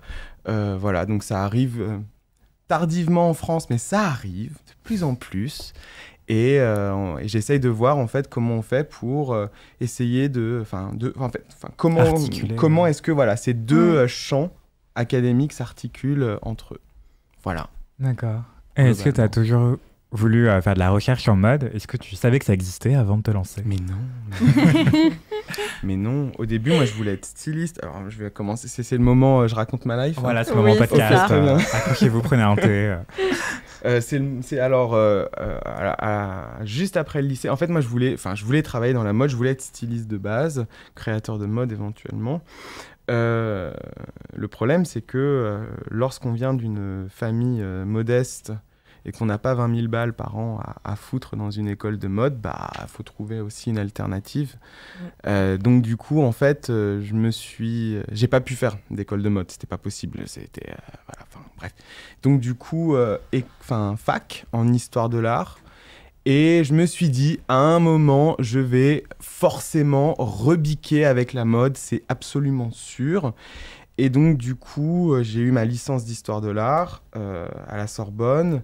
Et dès le Master 1, je me suis intéressé à la recherche en mode, en gros. Et Master 1, Master 2, j'ai écrit 2 mémoires sur Yves Saint Laurent et sur des aspects de sa création. Pour le Master 1, j'avais parlé de la plumasserie, en gros l'art de la plume, parce que je faisais un stage aussi chez Le Marié, qui est le plumassier de la maison Chanel, en gros. Voilà. Et les métiers d'art, on adore. Il me semble l'un des seuls ateliers qui existent en France, il me semble, d'atelier plumerie. Il y a Maison Verret aussi. Oui, c'est ça, oui. Je les adore. Pardon. Voilà. Et ensuite, qu'est-ce que j'ai fait ? Je voulais partir en thèse, parce que ça m'intéressait vachement, l'orientalisme, la mode, tout ça. Enfin, voilà. Je sais pas s'il faut que je définisse ce que c'est que l'orientalisme. Bah oui, bien, totalement. J'allais y venir. Bon alors, après, je vous en parle après. Et en fait, ensuite, voilà, j'ai pas pu aller à la fac. Enfin, j'ai pas pu continuer directement en doctorat. J'ai fait un master à l'école du Louvre, et où je me suis intéressé à un couturier en mémoire qui s'appelle Paul Poiret, le plus grand couturier orientaliste, en gros, et j'ai tiré ça en thèse. En gros, l'orientalisme, c'est une période, c'est un mouvement artistique, scientifique, qui prend pour objet et sujet de représentation l'Orient, avec toute la problématique de ce que c'est que l'Orient, en gros. Voilà. Et en fait, dans la mode, on voit qu'à la fin du 19e et au début du 20e siècle, dans la haute couture, vous avez une profusion de références orientales. Et que globalement, cette histoire, elle est principalement faite à la gloire des couturiers français, parisiens. Et que c'est toujours, lorsqu'on parle d'histoire de la mode, on parle toujours de... En gros, il faudrait dire l'histoire de la mode des riches de la haute couture blanche, française, même parisienne. En gros, c'est ça l'idée. Et du coup, en fait, l'enjeu de ma thèse, c'est d'essayer de comprendre ce qui se passe d'un point de vue, en termes de mécanisme, en termes d'histoire, en termes de lien entre l'expansion du colonialisme, de l'empire colonial, la création, le développement des musées, la société qui change, etc. Voilà. En gros, globalement, c'est essayer de placer le vêtement au cœur d'une histoire culturelle et sociale parisienne, française. Voilà. Et l'orientalisme, il est hyper important là-dedans. Oui, c'est aussi quelque chose qu'on trouvait, donc tu le disais, c'est un mouvement culturel et politique du coup. On trouve aussi beaucoup ça dans la peinture. Si vous allez au musée d'Orsay par exemple, vous voyez beaucoup de peintures orientalistes au possible. Et en quoi est-ce que ça pose question aujourd'hui de revoir toute cette inspiration qui est presque caricaturelle aussi de ce que pourrait être un Orient fantasmé, un Orient colonisé aussi. Qu'est-ce que ça veut dire ? À quoi ça sert en fait de fantasmer cet Orient ? À quoi ça servait politiquement à l'époque ? Waouh. C'est trop vaste comme question en fait. Non, mais ça servait à plein de choses. Ça servait à, comment dire, on est dans un moment où le 19e siècle, il est avide de progrès techniques, de découvertes, mais aussi en même temps de modernité. On est en pleine, comment dire, révolution industrielle, et en même temps, on a cette partie du monde qui est pas si loin que nous, et en plus qu'on commence à administrer puisqu'on s'implante dans ces pays et on les colonise. Et donc, il y a cette espèce de paradis perdu, du bon bédouin dans le désert qui vit de façon primitive. Retour à la nature. Voilà, non, on est un petit peu dans un truc comme ça. En même temps, il y a quelque chose... C'est Édouard Saïd qui le dit, c'est le théoricien en fait de l'orientalisme. C'est un grand penseur américain. Il est palestinien et américain, et il définit en fait l'orientalisme comme un système de domination mis en place par l'Occident pour contrôler précisément l'Orient, en gros. Et que c'est un discours de domination qui va s'exercer sur les populations orientales, etc. Donc pour lui, en fait, le fait de représenter l'Orient, le fait de l'étudier, etc., c'est un moyen de le dominer, de le circonscrire. De maîtriser son image. Exactement. Les représentations qu'on s'en fait aussi. Exactement. Et ça passe aussi par la mode, par le vêtement. Exactement. Pourquoi est-ce qu'on a... je sais pas comment dire, mais on cherchait pas du tout de l'exactitude aussi dans la manière de refaire des vêtements orientalisés, orientalistés quelque part. Je sais même pas si je peux me permettre sur les néologismes, mais quand Paul Poiret s'inspire de l'Orient pour faire des vêtements, il cherche pas du tout de l'exactitude. C'est un fantasme en fait. Bah en fait, oui et non.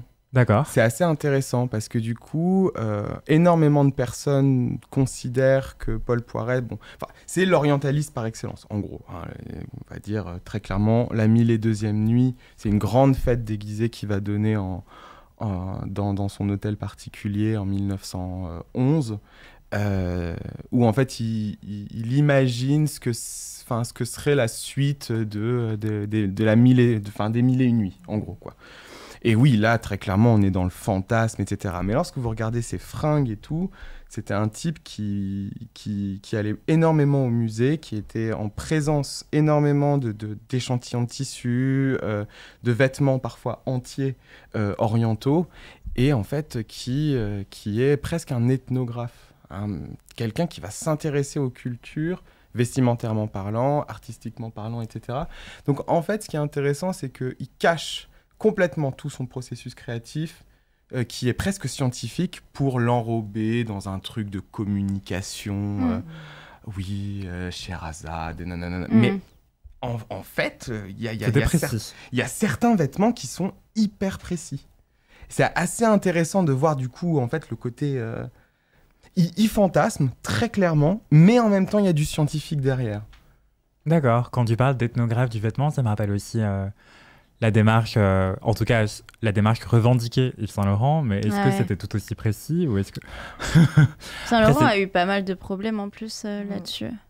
Moi, Saint Laurent,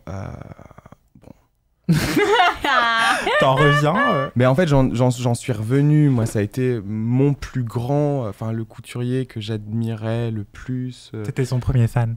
Ah vraiment, non mais vraiment, j'adorais Saint Laurent. C'est par lui que j'ai commencé à m'intéresser à la mode, etc. Et en fait, rétrospectivement, quand même, il est hyper problématique en termes de représentation. Et en même temps, en fait, c'est une autre période. Et c'est une période dans laquelle on parlait pas encore d'appropriation culturelle, et ça serait complètement anachronique de parler d'appropriation culturelle. Ouais.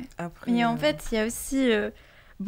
ça a peut-être rien à voir avec ses collections et tout, mais le problème qu'il a fait au Maroc avec les petits Marocains, etc., ça aussi, ça... En fait, on s'est dit, mais le mec, il avait quoi dans sa tête? Enfin, il y a ce truc de domination, comme tu parles. Et c'est pour ça que là, on a commencé vraiment à dire, non, cette personne était vraiment problématique, en fait. Et ce qui est normal, parce que c'est impardonnable ce qu'il a fait. Mais oui, Yves Saint Laurent a été énormément critiqué là-dessus. Et moi, après, je peux comprendre. Bon, Saint Laurent, en fait, c'était aussi un monsieur qui est né en pleine Algérie française, qui était pro-Algérie française, donc du coup qui était assez conservateur dans ses positions et qui a jamais supporté en fait que l'Algérie ne soit plus française. Et d'ailleurs, Pierre Berger, son compagnon, l'a dit à plusieurs reprises qu'il fallait surtout pas parler de ce sujet-là avec lui. Moi, je trouve qu'il se positionne dans la figure du colon, quoi, qui revient, qui est dans son riad, qui est entouré de des mille et une nuits à 2 heures en avion de chez lui, et qui vit son espèce de fantaisie orientale. Parce qu'en plus, dans les années 70, il y a un néo-orientalisme qui reprend le dessus avec les hippies et tout ça. Une espèce de rejet de la société de consommation et une remise au goût du jour des traditions orientales, ancestrales. Enfin bon, bref. Et en fait, je trouve qu'en termes de représentation, il pose question, Saint Laurent. Lorsqu'il fait une collection Bambara, par exemple, je ne sais pas si vous connaissez celle-là. Ça me dit quelque chose, c'était à l'époque de Katusha, tout ça. C'est encore avant. C'est au tout début de sa collection, je crois que c'est 1967. Et en fait, il est très intéressé par l'art Bambara, donc d'Afrique de l'Ouest. Et il va décider du coup de représenter 1967.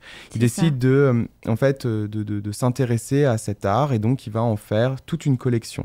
Ce qui est intéressant, c'est que dans le shooting là, ce que vous voyez, c'est des mannequins blanches qui défilent et on est vraiment en fait sur tout, mais les clichés. Il y a du raffia, il y a des perles, il y a il y a du bois, et en fait je me dis ok, il pensait pas à mal faire. Et je pense qu'il faut pas être anachronique dans cette manière, enfin, dans cette façon de voir les choses. Mais il y a quand même une objectification qui est assez, genre, problématique. Enfin, je trouve, hein. Bah, là, particulièrement, oui. Ça pose question. Et en fait, Saint-Laurent, il a toujours été le plus grand couturier dans l'histoire de la mode française, le plus grand, et il n'a jamais été remis véritablement en question. Ouais, il a toujours été sollicité par tout ce qu'il faisait. Donc, ce qui fait que oui, la remise en question pour cette personne, voilà. Et même s'il y avait quelques personnes qui disaient qu'il était problématique, pour lui, c'est juste des personnes qui parlent comme ça, par jalousie ou par autre. Donc, vous voyez, par exemple, aussi, il y a un truc, c'est qu'il est... Il a participé à la mise en valeur des mannequins noirs sur les podiums. Et en même temps, il y a un truc, et Katusha, évidemment, et puis il y a Amalia Vairelli, il y a Monia, et il y en a plein d'autres, et il y a aussi Iman Bowie. Enfin bon, bref, il les a fait toutes défiler, il les adorait, etc. En attendant, il leur donnait un surnom que je trouve hyper problématique et hyper exotisant. Il les appelait ses sirènes d'ébène. Oh non. Et en fait, si tu veux, il y a un... En fait, je pense que il était extrêmement sincère dans son appréciation. Sans qu'on se rende compte de tous les biais racistes qu'il y a derrière. Parce que pourquoi, en fait, forcément, essentialiser une femme noire à sa couleur de peau ? Est-ce que... Et en plus, d'un point de façon vachement il y a cette poétique, forme de domination. Oui, bien sûr. De donner ce surnom parce que tu es comme ça. Et que moi, j'ai rien parce que je suis comme ça. Enfin... Il n'appelait pas ses mannequins blanches, ses sirènes d'ivoire, exactement. par exemple. Voilà. Exactement. Il avait clairement des restes. En fait, il y a des biais qui me font penser qu'il faut relire sa création à l'aune d'une décolonisation, des imaginaires. Un truc qui soit moins dans la déférence de ce grand génie qui a été Yves Saint-Laurent et un petit peu plus dans la critique, sans jeter le bébé avec l'eau du bain, en gros. Effectivement. Voilà, il a 40 ans d'une création absolument extraordinaire. Le gars a fait 82 collections haute couture, je crois, un truc comme ça. Presque autant de collections prêt-à-porter de son vivant. Enfin, c'est énorme. Bon, il a été beaucoup aidé, mais enfin, c'est énorme quand même. Il a impacté son époque de façon extrêmement importante. Mais en fait, moi, ce que j'essaie juste de dire, c'est essayons de le rendre moins génie et un petit peu plus homme, et pointons les côtés négatifs, quoi. Oui, parce qu'en fait, le problème de cela, c'est qu'il est tellement mis en avant, il est tellement sollicité par ce qu'il a fait, que, en fait, ça influence d'autres personnes qui admirent Yves Saint-Laurent.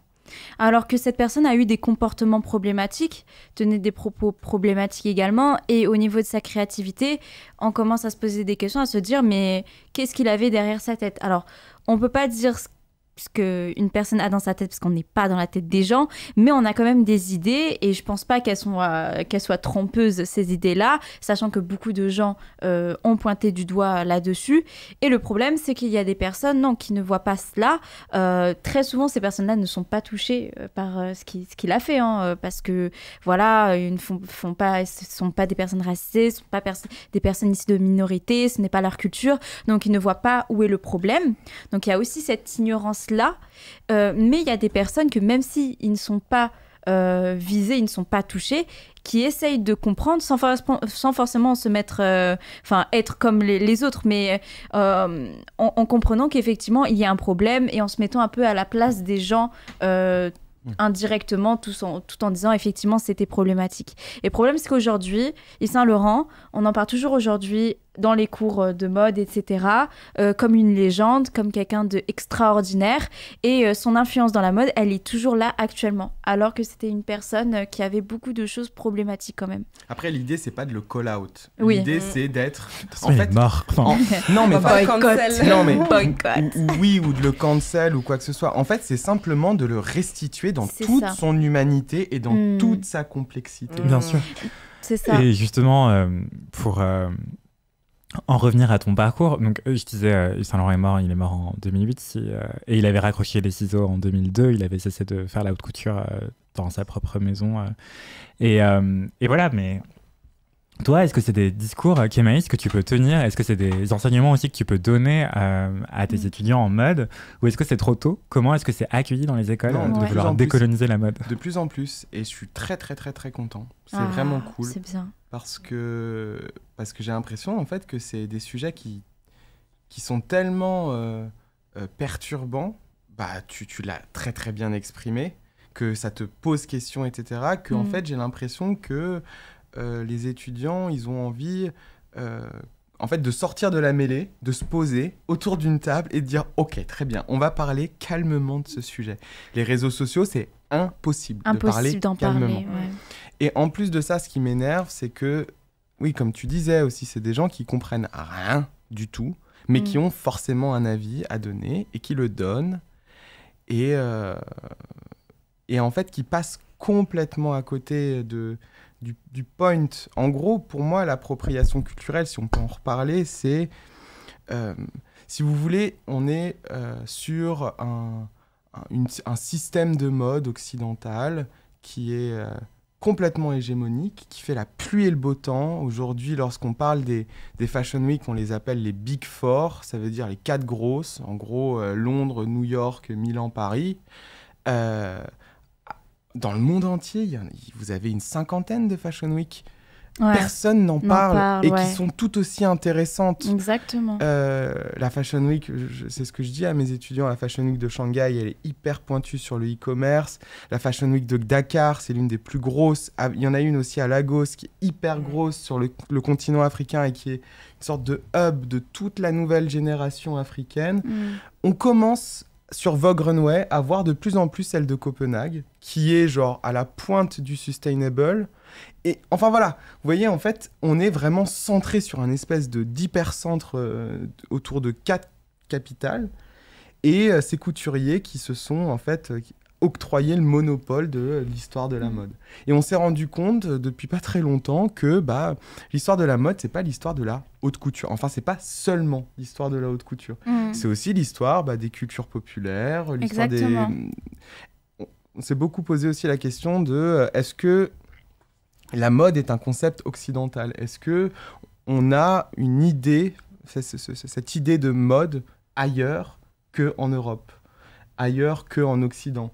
C'est des questions qu'on se pose de plus en plus. Et il y a certaines chercheuses qui décèlent des choses en Chine, par exemple, où tout le principe de la loi somptuaire... En gros, les lois somptuaires, c'est les lois qui régissent les consommations de luxe. On se rend compte que... est-ce que c'est un système normatif de consommation de luxe qui peut faire penser à un certain système de mode avec des tendances qui évoluent parce que démocratisation, Enfin bon, bref. Je sais pas où est-ce que je voulais en venir, mais oui, voilà, c'est ça. Donc, effectivement, on commence à en avoir de plus en plus marre d'avoir une histoire qui serait complètement ressucée, resservie, froid dans les assiettes des étudiants. Et comme ils voient bien qu'il est clairement en train de se passer quelque chose, et qu'il y a des voix un peu dissidentes qui s'élèvent un peu sur les réseaux sociaux, ils sont en demande d'une histoire qui serait moins blanche, moins occidentalo-centrée, un petit peu plus décoloniale, et c'est cool. Ouais. Après, je vous présente le truc du côté cool, hein, mais il y en a aussi, il y a aussi des gens, des résistances. Bien sûr, évidemment. On a les personnes qui... j'ai déjà eu des débats là-dessus. Hein. Il y a des personnes qui complètement disent que l'appropriation culturelle n'existe pas. Que c'est quelque chose qui est inventé, que ça n'a jamais existé, que c'est plus pour se victimiser, etc. Encore aujourd'hui, l'appropriation culturelle, c'est toujours un débat. On a toujours des personnes qui ont du mal à comprendre, d'autres qui arrivent à comprendre, d'autres qui rejettent cette idéologie. Même des personnes qui sont racisées et de minorité rejettent également cette idéologie. Mais moi, je pense que la base des bases là-dessus, c'est vraiment une question d'éducation, surtout. Parce que le problème, beaucoup de gens parlent sur ce sujet-là alors qu'ils n'ont aucune connaissance là-dessus, ne savent même pas pourquoi ce mot existe, mais sont contre ce mot. Enfin, voilà. Vraiment, pour moi, la base, c'est l'éducation là-dessus. On éduque les gens, par rapport à ce sujet-là. Voilà. En tout cas, dans le chat, n'hésitez pas à poser des questions ou des remarques. Maxou, le terrible, tu disais, est-ce qu'il y a des contradicteurs dans le débat? En fait, oui et non, parce que je pense qu'on est un peu tous d'accord, mais... Oui. Mais en tout cas, il y a plein de nuances à apporter, effectivement. C'est ça. En fait, si vous voulez, il y a un truc, c'est qu'il y a toute une école de pensée qui est principalement occidentale d'ailleurs, et basée sur le concept d'universalisme, une pensée qui du coup voudrait que, une idéologie, un concept qui voudrait que tous les hommes naissent égaux en droit, et que du coup, ça on donne... On pas les couleurs. Voilà, ça donne des dérives comme le colorblind, etc., et qui disent en fait, mais à raison, en fait je pense qu'ils ont raison de se poser la question. C'est une question qui comment dire, en gros l'idée c'est à qui appartient la culture. La culture en soi, qui est une somme de coutumes, de choses qui se en fait c'est une banque de données d'un groupe social à un instant T, à un endroit etc. Et en fait ils partent du principe qu'une culture ça s'hybride forcément, nécessairement, tout le temps. Et que d'ailleurs, une culture qui ne s'hybride pas, c'est une culture qui meurt. En gros. Et que du coup, à qui appartient la culture? En fait, c'est vraiment une vraie question, ça. Le seul problème, c'est que donc, ces gens-là partent du principe que l'appropriation culturelle n'a pas lieu d'être. Enfin, du moins, le débat d'appropriation culturelle n'a pas lieu d'être, puisqu'en fait, c'est un sujet, c'est un mécanisme d'interculturalité ancestrale. En gros, ça veut dire que forcément, toutes les cultures s'approprient les unes les autres en gros, pour du coup, pour survivre. Et en fait, c'est ok et c'est tout aussi légitime d'approprier. Enfin, le résultat de l'appropriation est tout aussi légitime que le résultat de base, etc., etc. Bref.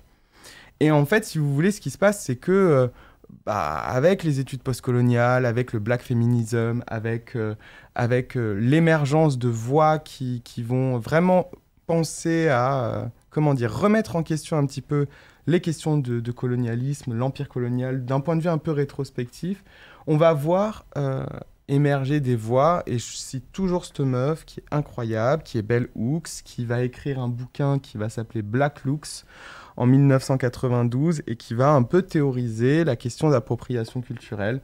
Et elle fait un lien hyper intéressant. Elle dit l'appropriation culturelle, c'est du cannibalisme culturel. Ça veut dire, elle dit qu'on mange l'autre avec un A majuscule. L'idée, en fait, l'autre, c'est tout ce qui représente d'exotique, tout ce qui représente d'épices, de trucs chouettes, mais en même temps, on est absolument sûr qu'on ne vivra jamais l'expérience de la personne racisée dans l'espace public. On ne bénéficie que de désavantages. Et elle nous parle du supermarché de la consommation exotique. Et en gros, en fait, c'est des mécanismes comme ça, quoi, genre on rentre dans le supermarché. Faut s'imaginer qu'on est Dior ou qu'on est Chanel. Alors, pour cette collection, on va prendre le rayon Asie, on va prendre ci, on va prendre ça. Et en fait, en faisant ça, on continue on perpétue des représentations raciales, racistes, racialistes qui se sont instituées pendant des périodes de colonisation, d'esclavage ancestral. Et en fait, les personnes qui se sentent offusquées de ça, elle leur demande une seule chose, c'est pas d'arrêter, c'est simplement de se représenter elle-même et d'être impliquée dans le processus créatif.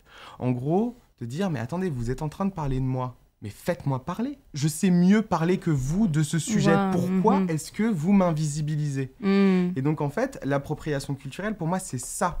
C'est symptomatique d'un moment où les cultures minorisées veulent prendre la parole. Exactement. Et veulent essayer de challenger les représentations dans une culture globalisée, en gros. Qu'est-ce que ça t'inspire? C'est hyper intéressant. Ouais. Il y a aussi un enjeu financier, j'y reviens, c'est que c'est pour ça que peut-être que le terme d'appropriation culturelle est imprécis, peut-être qu'on devrait parler d'expropriation ou de spoliation culturelle, je sais pas, mais c'est l'enjeu du crédit et à qui profite le crime, c'est c'est aussi pour ça que c'est important justement de valoriser d'où viennent les savoir-faire et de permettre aux artisans originels, par exemple, de le faire eux-mêmes, en fait, le savoir-faire qui serait impliqué dans une collection qui reprendrait du Kente ou j'en sais rien. Et tu vois, je trouve qu'il y a une limite aussi à ça, parce que par exemple, l'exemple de la collection croisière Dior à Marrakech, on en parle beaucoup de celle-là, elle a fait beaucoup parler. Je ne me rappelle plus c'était quelle année, c'était 2020 ? Non, 2019 je crois. Ça... On va 2020, croisière 2020, c'est ça. Et en fait, donc l'idée, c'est une collection croisière basée, présentée à Marrakech et donc qui vient célébrer... Avec du wax. Vient célébrer les cultures africaines, etc. Et donc, on est dans une espèce d'hybridation entre des tissus africains, des cultures africaines et l'ADN Dior. Dans le cadre d'une collection hyper capitaliste, puisque c'est une collection croisière. La collection croisière, petit point vocabulaire, du coup, c'est celle qui est la plus longtemps vendue dans les boutiques, qui est ni le printemps-été ni l'automne-hiver, mais la croisière qui est entre les deux, historiquement pour les clientes richissimes qui partaient en croisière et qui avaient besoin de vêtements en dehors des saisons d'où elles venaient. Exactement. Et donc, en fait, ils sont hyper bons dans toute leur campagne de pub, dans toute leur communication sur les réseaux, etc. Qui créditent les artisans. Exactement, ils n'ont eu de cesse de créditer les artisans et de dire et de les mettre en valeur et de montrer à quel point ils sont présents dans le processus créatif, etc. Mais en attendant, c'est un one-shot, on n'a plus jamais revu de wax dans les collections Dior. C'était simplement... Et tant mieux. C'était simple, oui, mais en fait, c'est juste pour montrer que... Tout ce qui est question financière, en fait. En fait, finalement, c'est est-ce que ça sert... Est-ce que c'est vraiment... Enfin, créditer, c'est chouette. J'ai même envie de dire, c'est la base. Oui. Ce serait même... En fait, on ne devrait même pas se réjouir qu'ils les créditent. Moi, ce qui m'énerve, c'est plus l'impression On est venu, on a mangé, on est reparti. Exactement. Ouais, c'est ça. On est se sert en mode, voilà. ça y est, on Mais part. en même temps, on va C'était faire... une collab. On fait du washing parce qu'on a préféré le wax africain plutôt que le de néerlandais Wilsko. Et donc, du coup, c'est cool parce que, on a fait notre BA, on les a bien aidés, ces petits noirs, c'était chouette.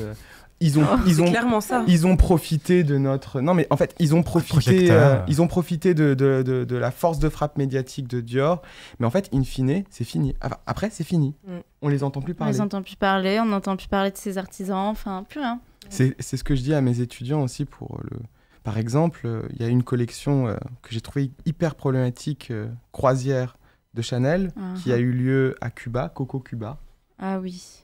Coco Cuba, donc sur l'Amérique latine, sur Cuba, c'est vraiment une esthétisation du latino et de la latina, mais un petit peu chic, tu vois, qui porte des panamas et voilà. Ouais.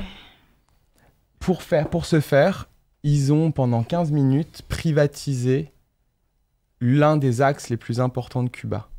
Et en fait... Et donc, du coup, ils sont arrivés avec leur Boeing, leur charter. Tout le monde de la mode s'est déplacé à Cuba pour un quart d'heure de show. Ils ont fait une after party et ils sont rentrés. Et en fait, la question que je leur pose, c'est est-ce que un créateur cubain aurait pu faire la même chose sur les Champs-Élysées ? Et clairement, non. Il n'aurait pas pu faire la même chose. Ouais. Il y a cette idée, en fait, d'unilatéralité qui est assez insupportable, puisqu'en fait, clairement, à qui profite le crime ?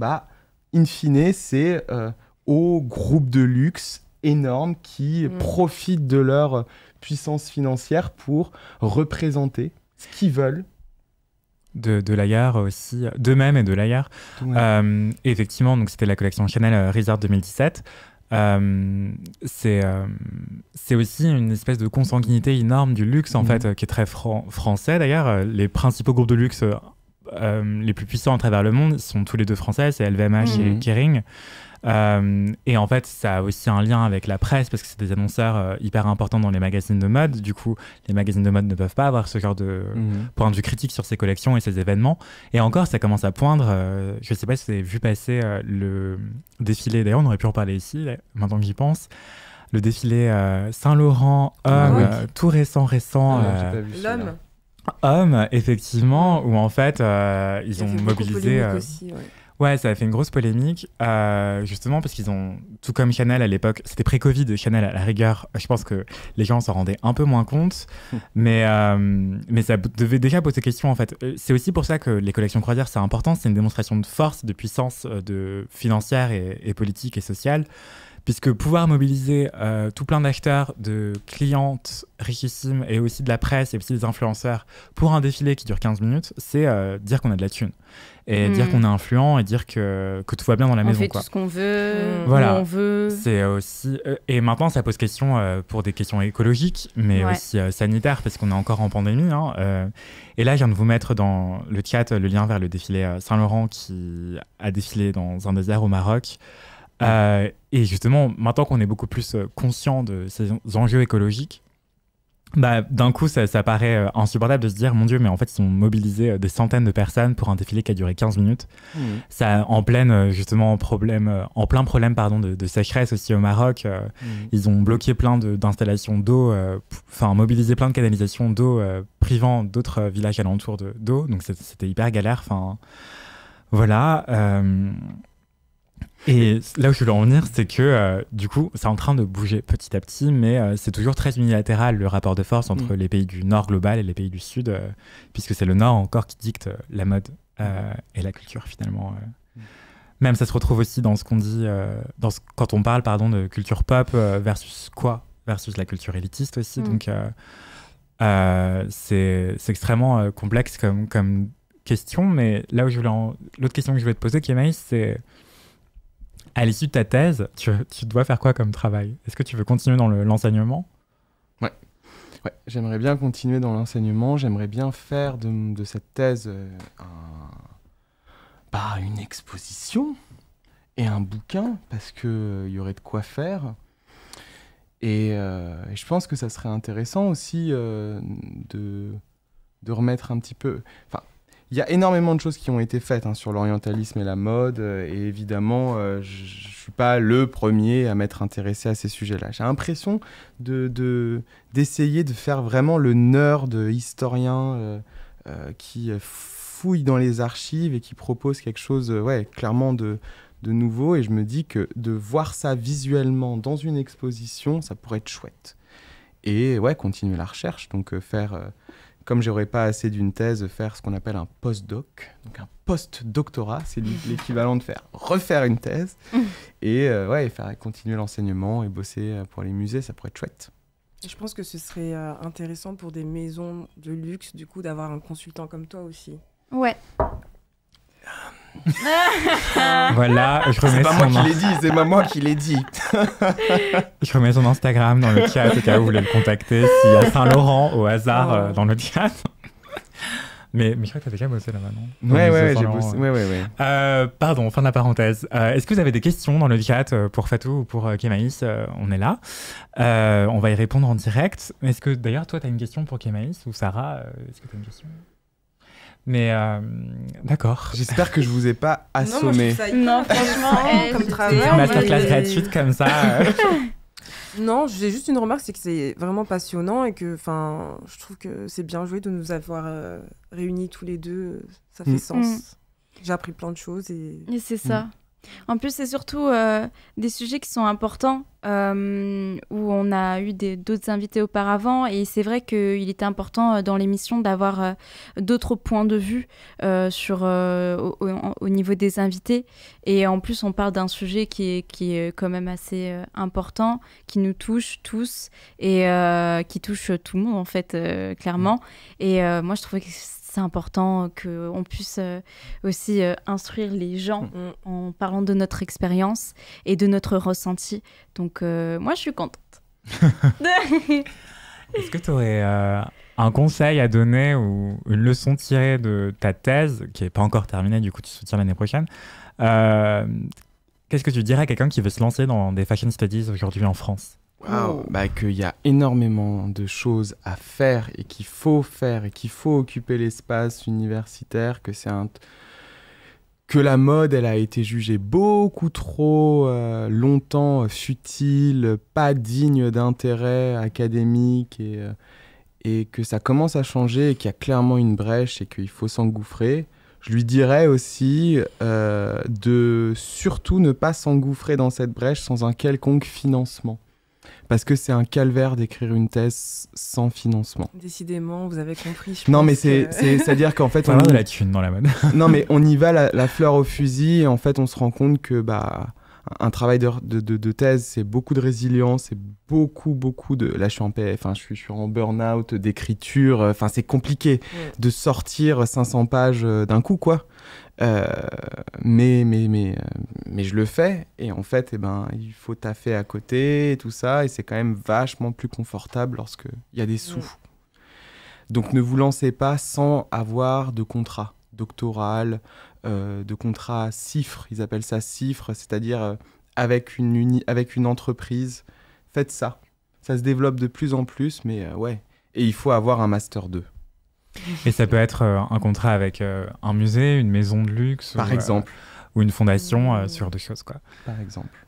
Histoire de faire une pierre deux coups, que ce soit en lien avec votre sujet de thèse.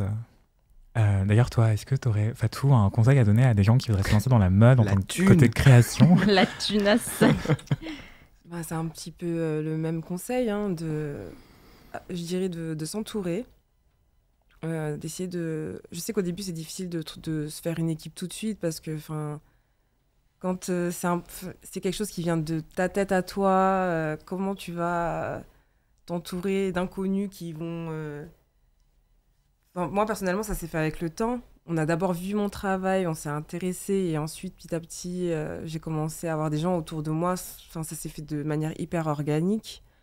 Donc, je dirais de s'entourer... si possible d'avoir un financement ou de l'argent de côté. Après, je suis pas forcément pour les prêts, tout ça. C'est pas trop ma philosophie, on va dire, mais c'est quand même plus confortable et voilà. Après, c'est de rester authentique, quoi. Ok. L'authenticité, ça va être le mot de la fin, je pense. Et la thune. Et la thune. Merci beaucoup d'avoir été parmi nous. Aussi aux personnes dans le chat, merci beaucoup d'avoir été là. Du coup, je vais redire les prénoms de chacun et chacune. Donc, merci beaucoup, Sarah, d'avoir été là. Merci à toi. Merci beaucoup à toi, Fatou. Ton Instagram est dans le chat aussi. Merci beaucoup, Kémaïs. Ton Instagram est dans le chat également. Et du coup, je voudrais juste vous dire au revoir. À bientôt. On se revoit le mois prochain avec d'autres invités. C'était le JT Mode. J'espère que ça vous a plu. Ce sera disponible en replay sur la chaîne Twitch de Mademoiselle, mais aussi sur YouTube. Et peut-être aussi en podcast, si vous êtes sage. Donc voilà, restez connectés. On se revoit vite. Prenez soin de vous. Bisous. Au revoir. Salut. On peut faire un petit instant miniature. C'est archi gênant, mais du coup, c'est le moment de faire les belles gosses et les beaux gosses. Tu fais une pause et en fait, on va l'utiliser pour faire la miniature pour sur YouTube. Tout ça. Ok. Voilà. Du coup, qui regarde où? Bye bye, Zoc. Tu regardes ta caméra maintenant. Voilà, c'est le moment un peu gênant. C'est le moment de faire les baddies et tout. T'as dit Garas Fatim, c'est une marque sexy. C'est le moment, tu vois. C'est vrai. Voilà, à nous d'être sexy, Kémaïs. Attends, on peut éloigner le micro.